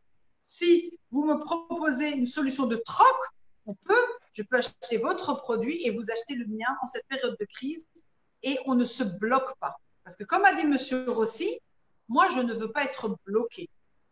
Donc, si vous ne voulez pas être bloqué, vous venez et vous me dites, moi, ce produit-là chez vous m'intéresse. J'ai quelque chose à vous proposer. Est-ce qu'on peut trouver un arrangement? D'accord? Ça, c'est de la prise de responsabilité. Je n'ai pas de liquidité. Par contre, j'ai des choses à vous donner. D'accord? Et donc là, on est dans une relation de personne responsable à personne responsable. D'accord? Vous avez des compétences, vous avez du temps, vous avez du savoir, vous avez du matériel, vous avez des choses à donner en échange de ce que vous voudriez vous offrir. Donc, il n'y a pas que le moyen argent. Il n'y a pas que le système bancaire. Et je dis bien je dis bien un système et pas le système. Parce que c'est un des systèmes, la banque. Ce n'est pas le système. Il y a des millions de façons de faire. Il y a deux demandes d'intervention. Son Nawel Haddo, il dit que par expérience personnelle, le travail et la foi en Dieu sont un gage de ne pas manquer d'argent. Je donne la main à Madame Kalima qui souhaite prendre la parole. Madame Kalima? Oui, bonjour. Bonjour, Soraya. Bonsoir. Bonsoir. Mais j'avais juste une question justement par rapport à ce que tu venais de dire. Tu as répondu à une partie, c'est-à-dire les outils. Mais justement, tu as dit les outils pour se prémunir vraiment de tout cet environnement maintenant très anxiogène, parce que c'est vrai qu'on parle de peur, mais effectivement, elle est vraiment très, très relayée au niveau des médias. Et c'est vrai que c'est pour ça que j'ai posé cette question particulièrement par rapport à ce qui se passe aujourd'hui. Donc, tu as donné les outils par rapport au fait qu'effectivement, il faut essayer de se prémunir et d'être en posture solution. La seule chose, c'est que je voulais savoir au niveau vraiment de la gestion émotionnelle, est-ce que tu aurais des outils justement pour éviter de se dire que le cerveau ne part pas en vrille et qu'effectivement, on se retrouve dans une situation de blocage et vraiment des outils concrets qui vont nous permettre quand le flot de doute ou de stress nous submerge, de se dire, OK, c'est bon, on respire et on pense à un tips ou deux et c'est bon, c'est reparti, quoi. Voilà, merci. D'accord, merci beaucoup. Alors, les tips, je vais essayer de chercher des astuces parce qu'encore une fois, ici, on est dans de la programmation du cerveau, du subconscient. Donc, moi, ce que je fais quand j'accompagne les gens, ce sont des exercices, des jeux que je leur donne à faire, qui prennent 3-4 minutes, 10 minutes maximum par jour, pour pouvoir nettoyer son cerveau et se prémunir de la peur. Parce qu'en fait, ce sont des produits de ménage, j'ai envie de dire, pour laver son cerveau, d'accord? Pour ne pas le salir de l'extérieur, d'accord? Donc, ça ne se fait pas en un jour, mais ça se fait sur une période. Donc, ton cerveau est sale depuis quelques années d'informations négatives. Ce qu'il faut, c'est le nettoyer jour après jour. La première chose que je pourrais vous donner, on va dire comme astuce, qui est le plus simple et qui est facile à faire, c'est déjà, première chose, se couper de tout ce qui est information, d'accord, et JT. Okay. Moi, personnellement, je n'ai pas vu le JT, ça fait 3 mois. Je me suis jamais assise devant le journal télévisé. Ça va m'apporter quoi de savoir qu'il y a 345 morts aujourd'hui en Belgique? D'accord? Ça va m'apporter quoi? Personnellement, rien. Moi, ce que j'ai à faire, c'est de rester chez moi, de ne pas sortir, de protéger moi et mes enfants et d'éviter, nous, de mourir pour sortir de la crise avec des nouvelles idées et des nouveaux projets. Donc, déjà, je vois une énorme différence entre mon voisin qui est juste là en face, on part à la fenêtre, et moi. On est dans 2 mondes différents. Lui va sortir à moitié par terre en me disant on est à 5500 morts. Ok, tu gagnes quoi avec ça? Ne pas regarder les infos. Alors, oui, regarder sur Internet, je vais regarder les infos, mais je décide de ce que je veux voir. Je vais aller sur 2-3 journaux, 2-3 secondes, regarder un petit peu ce qui se passe, le plan de déconfinement, et je zappe. Mais ne pas m'asseoir et recevoir cette saleté dans la figure. D'accord? Et voir les morts et les gens et déprimés. Ça, déjà, première chose. Les réseaux sociaux, pareil. Se prémunir. Je regarde que des gens qui sont en train de dire quelles sont les solutions pendant cette crise, comment remplir son temps, comment gérer son temps pendant cette crise. Donc, je suis même pas au courant qu'il y a un confinement. On m'a demandé de rester à la maison, ben, je reste chez moi. Donc, déjà, ça, se protéger. Ensuite, il y a quelques astuces que j'avais données parmi les 11 principes d'excellence. Je vais donner, on va dire, la plus simple. C'est le réseau. Qui est-ce que tu fréquentes au quotidien? Donc là, une astuce là que je peux vous donner comme ça, qui est assez facile à faire, qu'on n'a pas besoin de vous suivre dans un accompagnement. Le réseau, tu listes 5 personnes positives qui sont dans cet état d'esprit, qui doivent être ton environnement quotidien. Quand je dis quotidien, c'est les personnes avec qui tu parles. Et les personnes qui sont toxiques, il faut les identifier, les mettre sur une feuille de papier, d'accord? Et ben déjà les identifier, mais pas s'en débarrasser volontairement, mais ils vont disparaître tout seuls. Donc déjà, nettoyer ses oreilles. C'est le premier conseil que je donne. Les journaux télévisés, les réseaux sociaux et les personnes avec qui vous parlez. D'accord? Donc, même si c'est votre conjoint, c'est le plus difficile. Si c'est un grand peureux ou quelqu'un qui passe son temps, essayez juste d'aller regarder un film ou de vous occuper d'autre chose quand lui, il va dire « Oh, on est à 4000 morts ». D'accord? Donc, c'est en fait de ne pas laisser l'information déjà négative rentrer dans votre cerveau. Ce serait déjà pas mal avant de commencer n'importe quelle formation accompagnée. C'est déjà fermer les poubelles, on va dire. Les poubelles. Empêcher la poubelle de rentrer dans les oreilles. Donc, voilà. Et aussi, non, c'est de la psychothérapie, de l'hypnose, où moi, je donne des jeux pour pouvoir travailler sur le subconscient. Mais en fait, c'est changer les croyances qu'on a eues depuis notre enfance. Donc, évidemment que c'est un travail quand même assez profond parce qu'il faut faire sauter les croyances qu'on a eues quand on était petit. Et c'est pas facile parce qu'on a attendu pendant 20 ans, touche pas à l'argent, n'accepte pas l'argent, c'est pas bien d'être riche, pas bien de parler d'argent. Donc, c'est faire sauter tout ça de notre cerveau. Donc là, c'est un petit travail. C'est comme des abdos. Il faut faire ça régulièrement. Excellent, Soraya. Nous avons une intervention aussi de Zoher sur Zoom. Zoher. Bonsoir. Oui, bonsoir, Zoher. Bonsoir. Bonsoir, Madame Soraya. Juste une intervention au niveau professionnel, au niveau de la gestion de l'argent. Je vois une grande relation avec les priorités, Madame.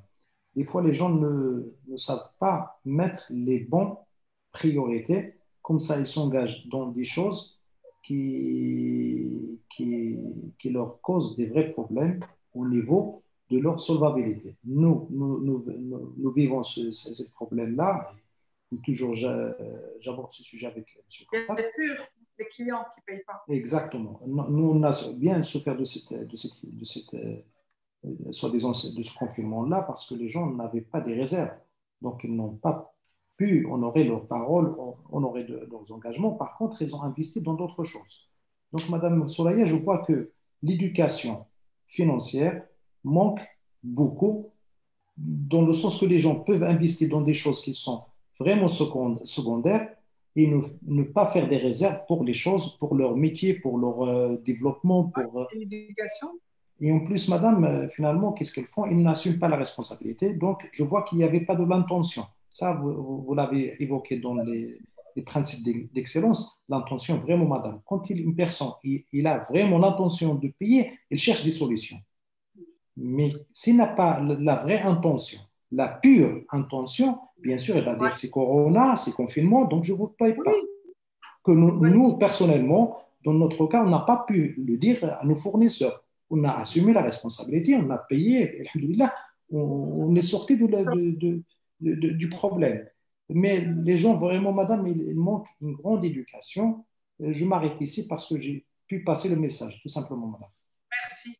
Ben oui, il manque ça, il manque ça. Voilà, tout simplement. Encore une fois, comme a dit Steve Hichem là tout à l'heure de New York, c'est le système éducationnel financier à la maison. C'est sûr que ceux qui ont la chance aujourd'hui de pouvoir être riches, quand je dis riches, ça veut dire pouvoir faire tout ce qu'ils ont envie au quotidien et de ne pas être dans le manque, c'est parce qu'ils ont appris à gérer l'argent. Donc, le fait de savoir gérer l'argent, j'ai un jour une étudiante qui m'avait dit ça, qui m'a dit en fait, madame, la façon dont vous gérez l'argent, votre argent, il fait des bébés. L'argent ne finit pas. Ben oui, l'argent ne finit pas parce qu'en fait, on en prend soin, on n'insulte pas son salaire et je peux vous assurer que parfois avec un petit montant, on fait beaucoup de choses parce que, oui, il y a le karma, il y a la baraka et on lui accorde du temps, on réfléchit avant de le dépenser. D'accord? Donc, oui, il y a un travail. L'argent, c'est vraiment… c'est comme le temps. Bon, moi, j'estime que le temps, c'est aussi important que l'argent, mais c'est vraiment comme ça. C'est-à-dire qu'il y a un travail sur l'argent et vraiment des priorités, quoi. C'est vraiment des priorités. Après, maintenant, on verra comment gérer ce problème. C'est vrai qu'au Maroc, il y a un grand besoin à ce niveau-là. Comme dit Fatima, payer ses dettes, par exemple, c'est vrai que ce n'est pas toujours culturel chez les gens, d'accord? Et donc, dans la pyramide de Maslow, il faut d'abord payer ses dettes. Donc, si vous ne payez pas vos dettes, vous n'êtes pas solide, ni émotionnellement, ni mentalement. Donc, vous allez toujours vous casser la figure. Donc, il y a un proverbe français, comme vient de dire Fatima, qui paye ses dettes s'enrichit. Donc, quand vous payez vos dettes, vous vous acquittez d'une dette, vous faites une bonne action, parce que vous avez été responsable, vous créez un sentiment de satisfaction dans votre corps, vous vous sentez plus fort, vous avez été responsable.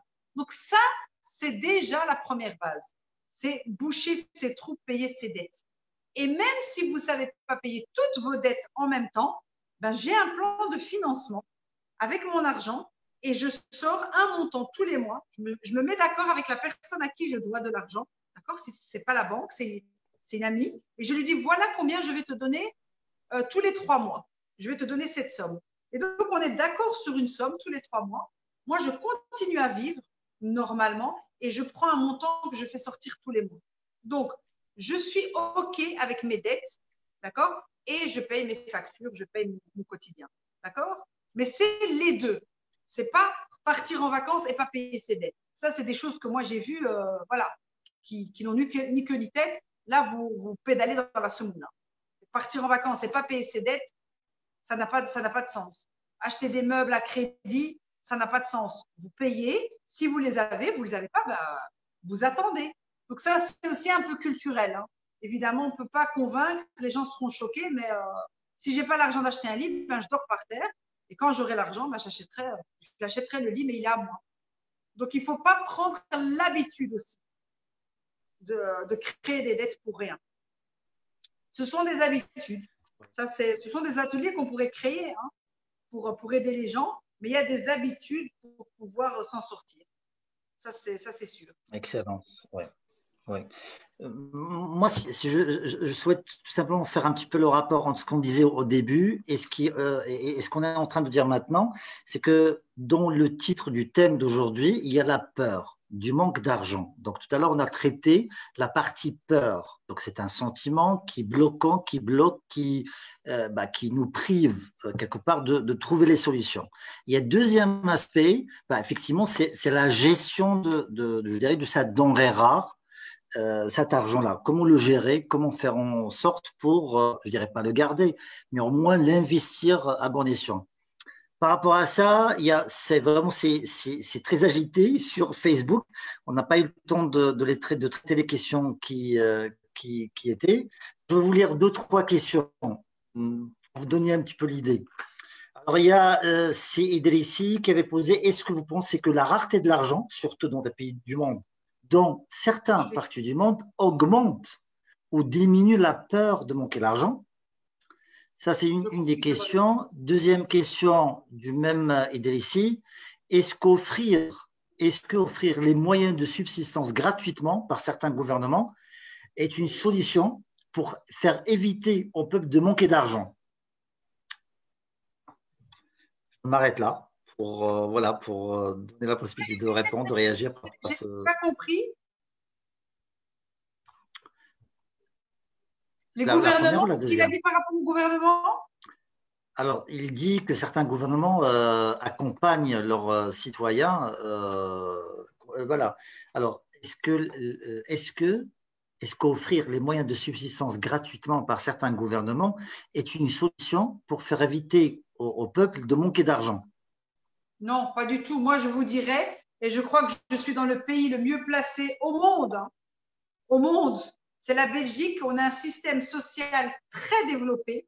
Donc, il y a les allocations pour les enfants, il y a les aides de chômage, il y a les aides sociales, d'accord, revenu social. Donc, tout le monde a droit à une rentrée d'argent sans rien faire. Enfin, tout le monde.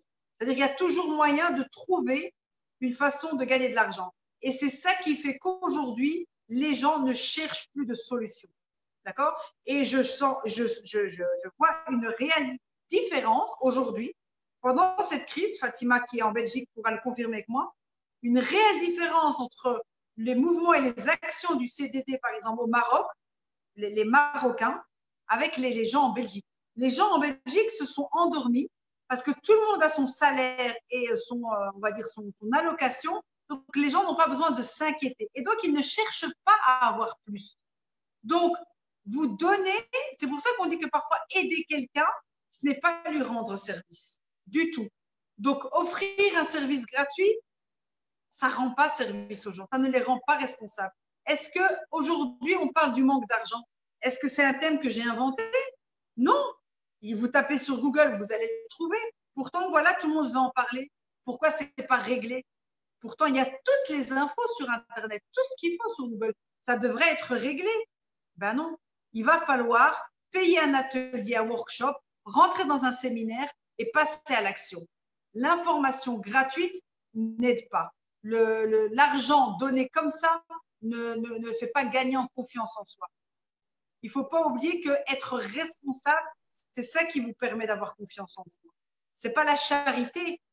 La charité, qu'elle soit en information ou en argent, ce n'est pas ça qui rend quelqu'un fort. On n'a jamais vu quelqu'un devenir un leader parce qu'on lui a offert une entreprise ou qu'il a gagné au loto. Non, c'est se construire soi-même. Donc, les pays d'Afrique, soyez bien contents. Moi, je vous le dis, je vois la différence avec l'Europe. C'est que les jeunes se débrouillent beaucoup plus. Ceux qui ont compris qu'il n'y a personne qui va t'aider. En sors-toi toi-même. Ici, parfois, on endort les gens en leur disant « on va vous apporter les solutions, ne vous inquiétez pas. On a toutes les solutions pour vous. » D'accord? C'est comme ça qu'on endort les gens. C'est plutôt aider quelqu'un. De toute façon, les parents le font beaucoup avec les enfants. Ceux qui aident un peu trop leurs enfants ont anesthésié leurs enfants. Donc, il ne faut pas chercher. Celui qui veut s'en sortir trouvera lui-même une solution. Ça, c'est sûr. Donc, remerciez votre gouvernement si il ne vous aide pas.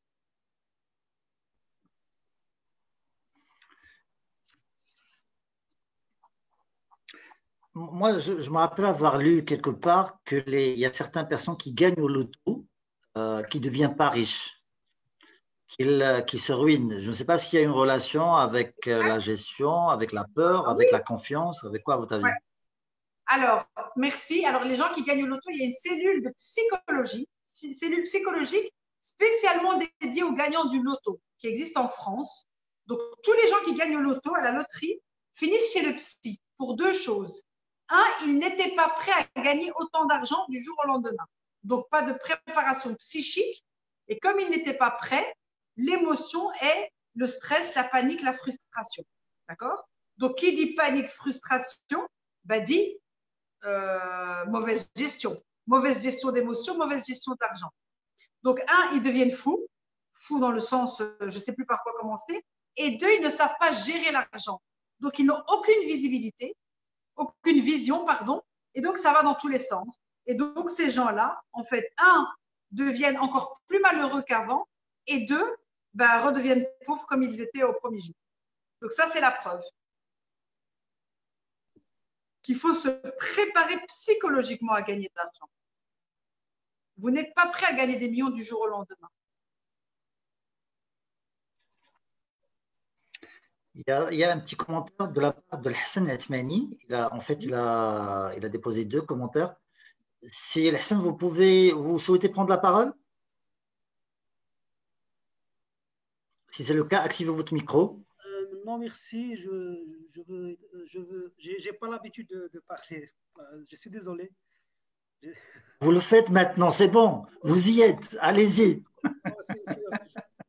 Non, je peux pas, s'il vous plaît, parce que j'ai… Il n'y a pas de souci, il n'y a pas de problème. Il n'y a pas de problème. Merci pour… Je vais lire vos questions alors. Merci beaucoup. Marhaba. Alors, qu'est-ce qu'il dit ici? Hassan avait dit la question d'argent est une question de mindset et les fausses croyances implantées dans notre subconscient, par exemple lorsqu'ils nous disent d'éduquer pour avoir un poste, alors que le salaire ne sera jamais te permettre une liberté financière. Voilà, donc il associe la liberté financière à travers l'éducation et le mindset, comme quoi on a été éduqué dans un mindset, dans une attitude de sécurité financière à travers, le salariat. Oui, la question qu'a demandé là tout à l'heure, je pense que c'était Fatima, non pas Fatima, Souad de Belgique. Justement, il va falloir faire un petit jeu très simple. On le fait en travail de groupe. C'est désinstaller la croyance que le salaire, c'est la sécurité ou que l'argent, c'est la sécurité. Donc déjà, défaire ça dans la tête, que la sécurité, c'est pas l'argent. Je dois trouver ma sécurité en moi-même pour pouvoir, entre guillemets, être suffisamment forte et aller chercher des solutions dans le monde, même quand je suis pauvre. Mais si l'argent, c'est la sécurité, le jour où j'ai plus d'argent, qu'est-ce qui se passe? Je me sens complètement démunie, donc je m'enferme chez moi et j'attends d'avoir de l'argent pour me ressentir en sécurité. Mais comme je suis faible, j'ai pas la force d'aller chercher de l'argent et donc je suis dans un cercle vicieux. Donc, on est dans un cercle vicieux. Tandis que si je trouve la sécurité en moi, la confiance en moi, j'aurai la force en tant que pauvre, que ruiné, qu'en faillite, d'aller chercher les solutions à l'extérieur. Donc oui, c'est les croyances de l'enfance qu'il va falloir désinstaller. D'accord? L'argent, c'est pas bien. J'ai peur de gagner de l'argent. J'ai honte d'être plus riche que ma famille. J'ai honte de réussir. Je sais pas quoi faire si je gagne de l'argent. De toute façon, les gens qui sont riches sont pas heureux. Je vous assure qu'on a du boulot, si on doit faire un atelier. C'est toutes ces croyances qu'il faut faire sauter. Je donne la parole à Madame Nawel Benhaddou avant de revenir à Hassan. Madame? Oui, bonsoir. Bonsoir, Monsieur Rossi. Bonsoir, Soraya. Bonsoir, Nawel. Ça va, ça fait plaisir de vous revoir. Merci beaucoup, c'est gentil, plaisir partagé. Je vous en prie. Je voulais juste rebondir sur le sujet du rapport à l'argent. Vous avez dit que il faut savoir maîtriser la façon de gérer son argent, ses dépenses et ne pas dépenser dans des choses inutiles.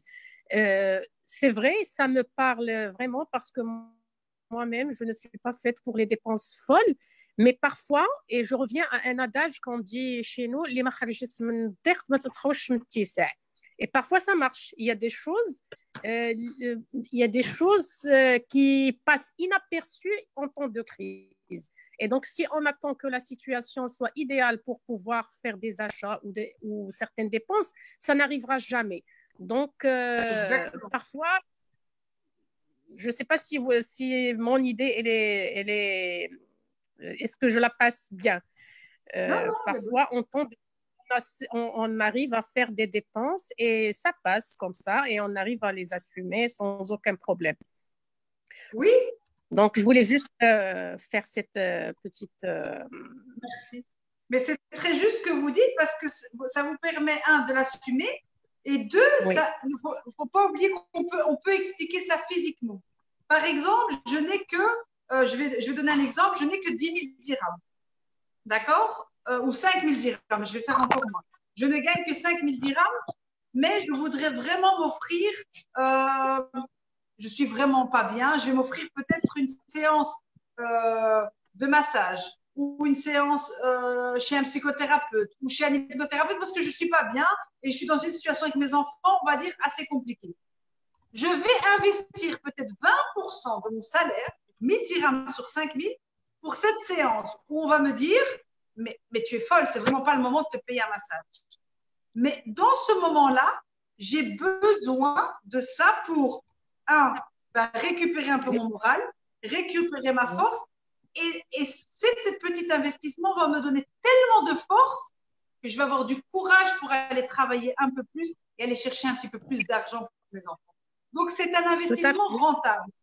Il ne faut pas oublier que votre corps a besoin d'être content pour que votre cerveau va chercher des solutions. Donc, c'est une folie, mais quand je suis très, très, très, très, très mal, je vais investir dans des choses qui parfois n'ont aucun sens parce que je sais ce que ça va m'apporter. Je sais que peut-être partir une journée toute seule ou partir au restaurant toute seule alors que je n'ai pas du tout les moyens, mais c'est comme si j'allais m'acheter, c'est comme si je m'offrais une séance chez le psy. Parce que là, j'ai besoin de recharger mes batteries pour pouvoir faire autre chose. Donc, le fait de faire quelque chose qui vous rend de bonne humeur, c'est comme si vous mettiez de l'essence dans votre corps et dans votre esprit. Donc, il faut voir ça à l'envers.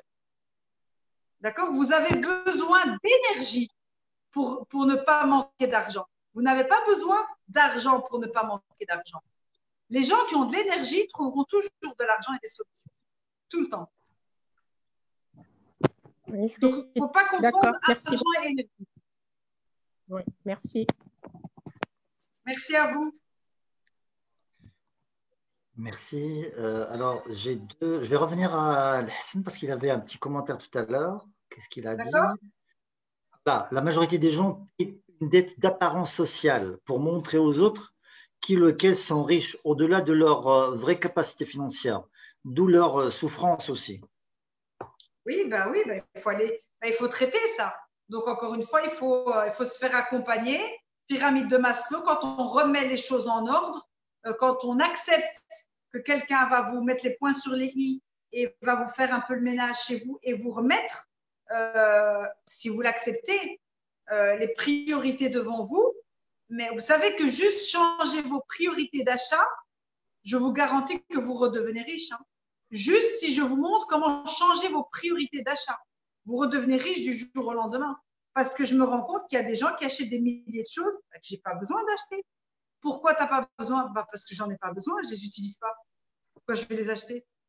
Donc, juste les priorités d'achat, juste les réflexes d'achat peuvent vous faire devenir riche du jour au lendemain, d'un mois à l'autre. D'accord? Il y a énormément d'astuces dans sa gestion quotidienne de tout, de la cuisine, des fruits et légumes, des vêtements des enfants, des millions de choses. Ça s'appelle de l'intelligence, en fait. C'est vraiment de l'intelligence. C'est comment on recycle certaines choses. D'accord? Il y a des choses qu'on utilise dans les produits naturels. Je n'ai pas besoin d'acheter un produit qui coûte une fortune. Donc, c'est aussi revenir parfois à l'essentiel. Hein. On n'a pas besoin d'une crème qui fait 3000 dirhams pour avoir une peau qui tient bien. Il y a des crèmes à 15 dirhams.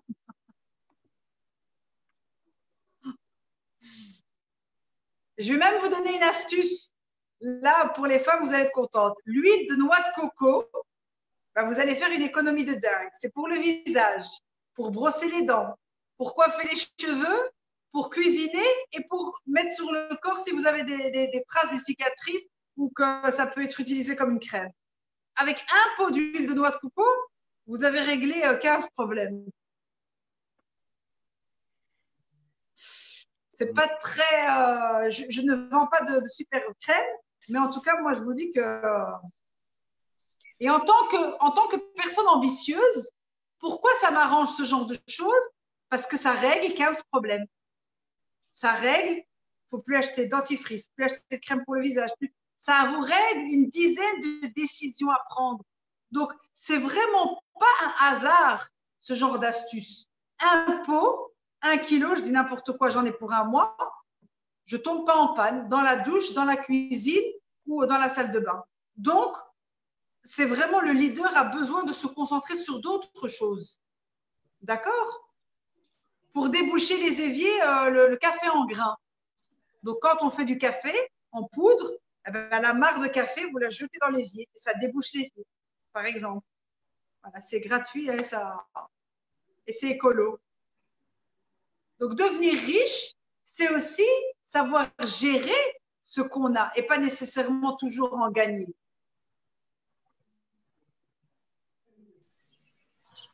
Est-ce que je pourrais intervenir? Bonjour tout le monde. Hicham, c'est aussi. Oui, bien sûr. Hicham, de New York. Alors, de New York. Je suis bloqué en Californie et du coup, donc voilà. Courage. Yes. Toujours du courage, t'inquiète pas. C'est le courage qui me fait vivre, qui me donne l'espoir de continuer à vivre, alhamdoulilah, sainement. Exact. Alors, moi, la vérité, en écoutant les différentes interventions de mes amis et collègues et membres du club, je crois que nous nous retrouvons tous sur un même point commun qui relève de l'éducation. Et c'est sur ce mot que je voudrais insister, si tu le permets, Soraya, pour dire que finalement, l'éducation est le point le plus important à retenir par rapport à cette thématique ou peut-être par rapport même à une autre, parce que je crois que c'est la base et la fondation de notre vie.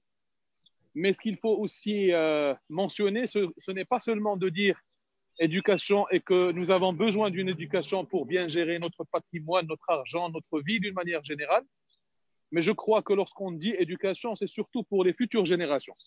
Et c'est le point sur lequel je voudrais insister vivement à tous ceux qui m'écoutent pour leur dire si au moins nous n'avions pas eu la chance, pendant qu'on était au Maroc, les années 70, 80, 90, d'avoir cette éducation, aujourd'hui, il faut dire que ce n'est pas perdu, mais qu'on le fasse au moins pour nos enfants, pour les futures générations. Il faut impérativement éduquer vos enfants à un autre mode de vie. Il ne faut plus vivre le passé. Le passé, il faut s'en rappeler, il faut l'étudier, il faut le lire, il faut en parler, pas de problème, mais il ne faudrait surtout pas que ça ait un impact sur notre vie d'aujourd'hui. Le monde change tous les jours. La vie change tous les jours. Et il faudrait en profiter pour en tirer le meilleur de ce changement et de tout ce qu'on a comme nouveauté aujourd'hui. Donc aujourd'hui, élevez vos enfants avec les bonnes manières de gérer leur argent, les bonnes manières d'élever leur enfant, de gérer leur famille, de choisir leur épouse. Énormément de thèmes et de sujets sur lesquels nous nous battons. Ça fait des années au Maroc, mais nous n'avançons pas. Et c'est ça le drame. Il faudrait surtout avancer. Alors, quand on avance, on s'améliore. Quand on n'avance pas et qu'on écoute et qu'on lit, on reste toujours sur le même point de départ. Et voilà, c'est ce que je voulais partager avec vous. Merci encore une fois et bon courage. Merci. Merci beaucoup, Hicham. Merci d'avoir relevé ce point parce que je vais pouvoir rebondir en répondant à une question qui revient souvent chez les sceptiques, on va dire, de la formation, de l'accompagnement ou de l'éducation. Donc, moi-même, je recevais souvent ces remarques en me disant, où j'entendais, en fait, tu vas passer ta vie à te former, tu vas passer ta vie à payer des formations. Mais en fait, comme a dit Hicham, je dois accepter une chose, c'est que le système éducatif dans lequel j'ai grandi, Belgique, Maroc, il y a des choses que je n'ai pas appris. Donc, j'ai appris tout ce qu'il fallait à l'école, vous avez tous appris. Et même si j'ai été une très bonne élève, au final, qu'est-ce que nous n'avons pas appris? À gérer l'argent, à gérer vie privée, vie professionnelle, à prendre des décisions, à négocier, à gérer ses émotions. Voilà, on va résumer. Donc, il n'y a pas de honte à se dire, finalement, oui, le système est un petit peu mal foutu. Le plus important aujourd'hui, on ne l'a pas appris à l'école. Donc oui, à 30, 40 ou 50 ans, je dois m'offrir ces formations-là. Je dois apprendre et me payer une formation pour gérer mes finances, gérer ma famille, vie privée, vie professionnelle, gérer mes émotions, je ne sais plus de quoi on a parlé, apprendre à avoir un réseau, parce qu'on ne l'a pas appris. Donc, si vous avez l'humilité de reconnaître que dans le système éducatif, parce que dans le monde entier, ça, on ne l'a pas vu à l'école, vous trouverez un sens au fait qu'il va falloir continuer à se former pour apprendre ça et en même temps le diffuser à vos enfants. Donc, d'une pierre deux coups. Donc, ne voyez pas la formation comme une perte de temps. Par contre, c'est une perte de temps quand on ne sait pas sur quoi on doit se former, qu'on s'inscrit sur tout et n'importe quoi. Ayez un plan et dites-vous, voilà, moi, mon plus gros problème du moment, c'est ça. Mon plus gros problème, j'arrête pas de me disputer avec ma femme ou mon mari à cause de la gestion des finances. Ça, il faut que je règle. Ça, c'est de l'intelligence. Là, je m'offre un accompagnement en gestion financière pour que je règle ce problème d'argent à la maison. Et ensuite, je passe à autre chose. Ma femme est trop colérique ou mon mari est trop colérique. On va apprendre à gérer les émotions ou constellation familiale, comme avait dit Madame Nina, ou quoi que ce soit. Et là, vous êtes en train de régler les problèmes de votre vie et en même temps, vous allez le diffuser à vos enfants. Donc, si on prend le système éducatif comme les formations, comme quelque chose qui va compléter notre formation intellectuelle, alors on est sur la bonne route. Nous avons tous peut-être fait des études ou pas, en tout cas, tous ceux qui sont là ont une intelligence intellectuelle. Maintenant, il va falloir vous former sur l'intelligence émotionnelle. Gérer vie privée, vie professionnelle, c'est une formation. Comment gérer ses peurs, c'est une formation. Comment optimiser son réseau, c'est une formation. C'est comme ça. Vous n'êtes pas obligé de tout faire en même temps, mais voilà, mais prenez le temps de compléter tout ça pour que vous puissiez devenir maître de votre vie. Donc, merci Hichem. L'éducation est financière. Merci beaucoup Soraya, merci Hicham. Peut-être une intervention de la part je dirais, d'Ahmed Idez. Je pense que c'est Ahmed, il est comptable. Oui. J'espère que nous n'aurons pas sur le dos les comptables, Soraya. De toute façon, les comptables aussi doivent avoir un esprit grand s'ils veulent avoir beaucoup de clients. Parce que là, dire qu'il ne faut pas avoir, il faut pas que la peur le problème de manquer d'argent, c'est simplement un truc émotionnel. Là, ça risque de les fâcher. Alors, de toute façon, son argument, il dit l'argent ne fait pas le bonheur, mais il a une valeur. Il nous appartient de déterminer cette valeur-là. Ça rejoint absolument ce que vous disiez tout à l'heure. Voilà, donc l'idée, en fait, le principe de base, c'est d'apprendre à être content. Donc, si on devait résumer toutes les séances qu'on a faites, le point de base, c'est d'apprendre à être content. Pour que votre corps crée dopamine, sérotonine, oxytocine et compagnie, pour que vous puissiez avoir de l'énergie pour faire tout le reste. Avoir une vision, avoir une bonne intention, ne pas avoir honte, réfléchir à ce que vous dites. La seule façon de prendre la bonne route, c'est d'être content. Ça, c'est le point de départ. C'est comme si on disait, on pourrait faire un atelier sur pourquoi les gens contents ont toujours de la chance. En fait, si vous êtes content, vous allez régler tous vos problèmes. Mais il faut être dans cet état émotionnel. Excellent, super. Ça rejoint un petit peu ce que disait tout à l'heure l'intervention de cet après-midi. Je crois, si je ne me trompe pas, il parlait d'hédonisme. Toute cette recherche du bonheur, d'être content, pour pouvoir générer toutes ces bonnes émotions à travers tous ces neurotransmetteurs. Voilà, exactement. C'est vraiment ça. C'est passer par cet état émotionnel pour pouvoir régler les autres. C'est pour ça qu'on avait dit la dernière fois, les émotions, c'est le début et c'est la fin. C'est le début, c'est lui qui va lancer un certain nombre de messages dans notre corps et ensuite, c'est lui qui va nous permettre de générer de nouvelles émotions. Donc, c'est vraiment comme un sablier dans les deux sens. Comme les mots. Les mots, je commence par les mots pour me sentir bien et je finis par les mots. Donc, c'est la pointe visible de l'iceberg, mais en même temps, c'est la racine. Excellent. Il y a Ahmed qui réagit par rapport à l'anecdote que je viens de faire. Il dit n'ayez pas peur des comptables, on peut opter pour le troc. Oui, voilà, par exemple, c'est une façon de voir les choses. Mais même un comptable, encore une fois, il peut être dans la comptabilité, dans le calcul, mais l'émotion, c'est toujours quelque chose qui est à côté. Toujours. Donc, on peut faire des comptes, mais on peut vérifier, on peut tout faire, mais l'émotion, ça reste quelque chose qui est intérieur. C'est vraiment intérieur. C'est comme quand mon compte en banque se vide, est-ce que mon cœur saute ou pas? C'est vraiment à l'intérieur que ça se travaille. Et quand mon cœur ne saute plus, c'est bon. J'ai plus peur de ne pas avoir d'argent. Et c'est ça ma vraie liberté, c'est de ne plus être dépendant d'un facteur extérieur. Que j'ai beaucoup d'argent ou que j'ai tout perdu, je garde cette liberté émotionnelle et donc je garde cette force. Donc, c'est un détachement. Donc, comme disait là tout à l'heure Souad, elle veut des astuces. En fait, c'est que les jeux qu'on donne, c'est apprendre à couper toutes ces ficelles qu'on a créées quand on était petit. Donc, couper la peur, couper la dépendance, couper le manque, tout ça, couper la relation, tout ça pour dire, voilà, finalement, je reste debout, en fait. C'est vraiment ça. Peur, c'est être par terre, et ne pas avoir peur, c'est être debout. Bonsoir, Orchidée. Il y a une intervention de la part de Kalima. Honnêtement, il l'a écrit, mais je souhaite, s'il le veut bien, qu'il exprime son intervention oralement. Kalima, vous pouvez prendre le micro, s'il vous plaît?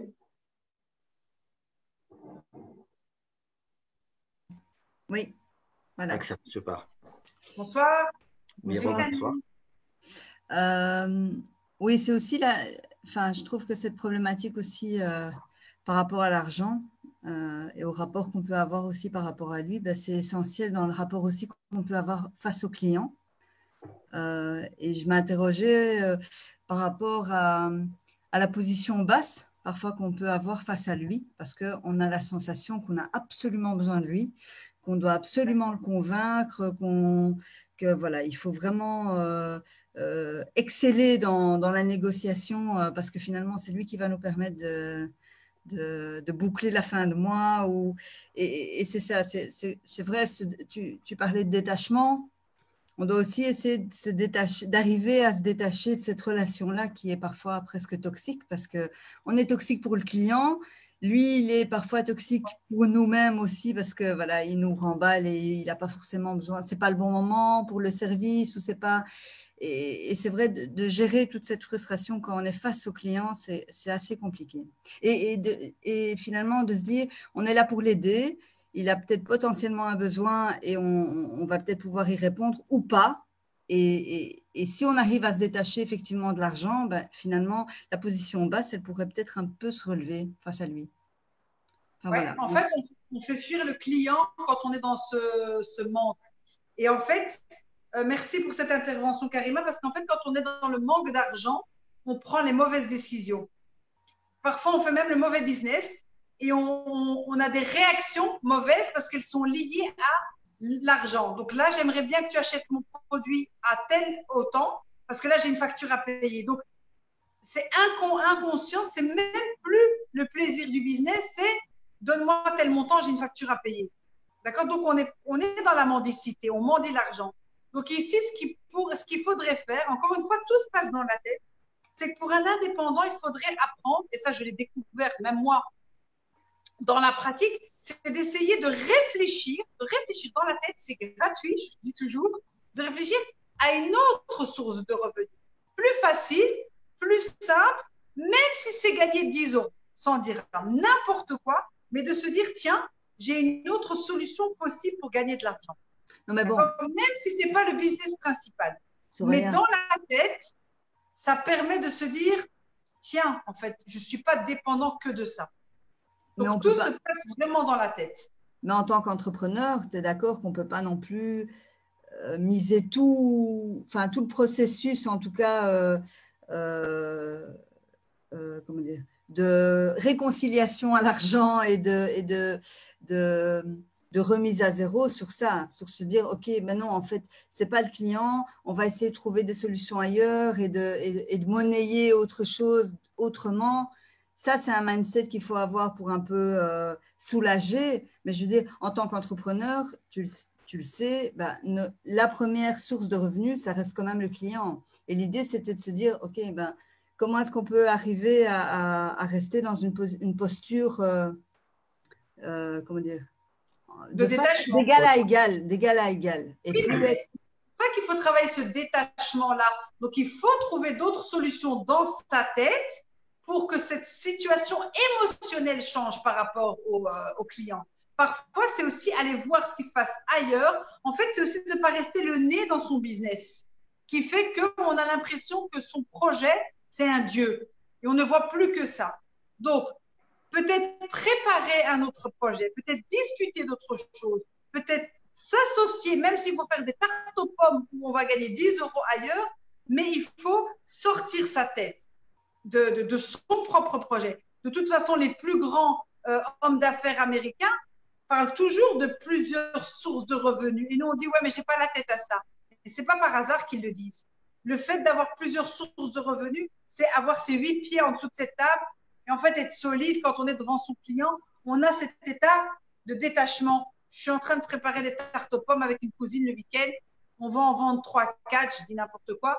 Mais ça me permet juste de gagner ce détachement émotionnel. C'est vraiment un entraînement. Après, tu vas vendre des tartes pendant 3 mois, je dis n'importe quoi. Une fois que tu auras attrapé ce détachement, tu pourras peut-être arrêter tes tartes. Mais c'est ce comportement qu'il faut entraîner face au client, qui ne peut pas se faire comme ça, hein, qui ne peut pas se faire du jour au lendemain. Donc, c'est pour ça qu'il faut réfléchir, préparer des choses dans sa tête. Parfois, ça peut être un papier, je sais pas ce qu'il est là, un papier avec un tableau, et puis voilà, noter des choses. Voilà.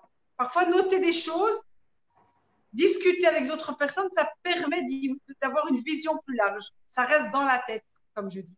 Ça reste un sentiment. C'est pas nécessairement dans la poche. Ok. Merci. C'est vraiment une sensation. C'est que j'arrive devant le client et dans ma tête, c'est à l'aise, vous n'êtes pas ma seule source de revenus. Donc, ça va se sentir en moi-même.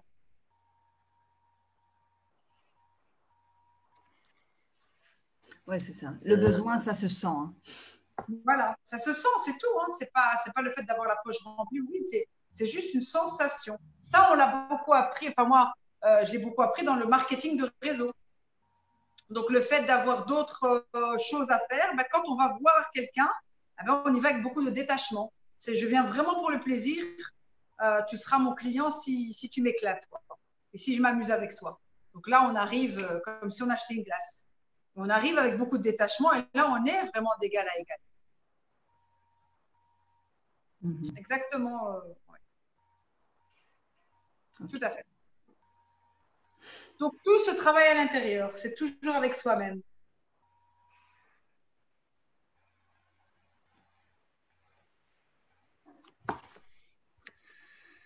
Je ne vois pas d'autres questions ici. Je ne sais pas s'il reste des mains levées, en suspens. Je ne vois pas. En termes de questions, je ne vois pas d'autres questions. D'accord.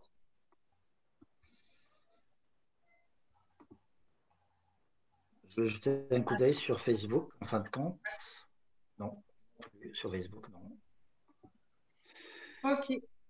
Écoutez, Soraya, on a dépassé un petit peu je dirais l'horaire que nous avions fixé, donc de 20 minutes. De 20 minutes. Mais c'était un plaisir, c'était un plaisir.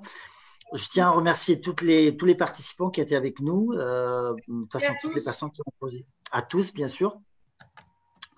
Et je te remercie infiniment, Soraya. C'était 12 sessions. Là, je me sens grandi pendant cette période-là. J'ai appris énormément de choses avec vous. C'est vraiment, c'est magnifique. Il faut qu'on pense à un programme, Soraya. Il faut qu'on pense à un truc là. Ben, écoutez, Bon, on va réfléchir. On va réfléchir. Ouais, exactement, on pensera un programme et je pense que vu franchement le succès qu'on a eu avec toutes ces sessions, je pense qu'on va lancer des ateliers. Après, pour ceux qui sont partants, des ateliers payants pour des exercices pratiques de certains des thèmes, pour ceux qui veulent vraiment se préparer, puisque de toute façon, juin, juillet, août, vous avez intérêt à vous préparer pour la rentrée. Donc, ceux qui veulent passer à la partie pratique, on verra comment on va organiser ça avec le CDD. Il faut continuer cette expérience. Moi, je trouve qu'il était très, très positif. On a reçu pas mal de retours très positifs par rapport à tout ce que nous avons fait jusqu'à maintenant. Comme vous le dites, Soraya, il est important qu'on n'arrête pas là, qu'on continue avec quelque chose de beaucoup plus pratique, beaucoup plus, beaucoup plus structuré que ce que nous avons fait. Écoutez, je dis merci beaucoup, merci à tous et à toutes, et à très bientôt. Notre rendez-vous, il y a notre rendez-vous avec Soraya le vendredi. C'est l'importance, voilà, un autre rendez-vous, c'est pour le réseautage, construire et optimiser son réseau professionnel. Ça serait le vendredi à 18h, Inch'Allah. 18h, 20h de Paris. Merci tout le monde. Merci, Monsieur Rossi, merci beaucoup. Merci à tout le monde et à très bientôt, Inch'Allah. Merci, au plaisir. Bonne soirée, à vendredi. Ciao. Bonsoir et au revoir. Bye bye. Merci beaucoup, Orchidea. I am the best. Oh, very good. Thank you very much. C'est gentil. Eh bien, mes chéris, on est une petite dizaine. Je suis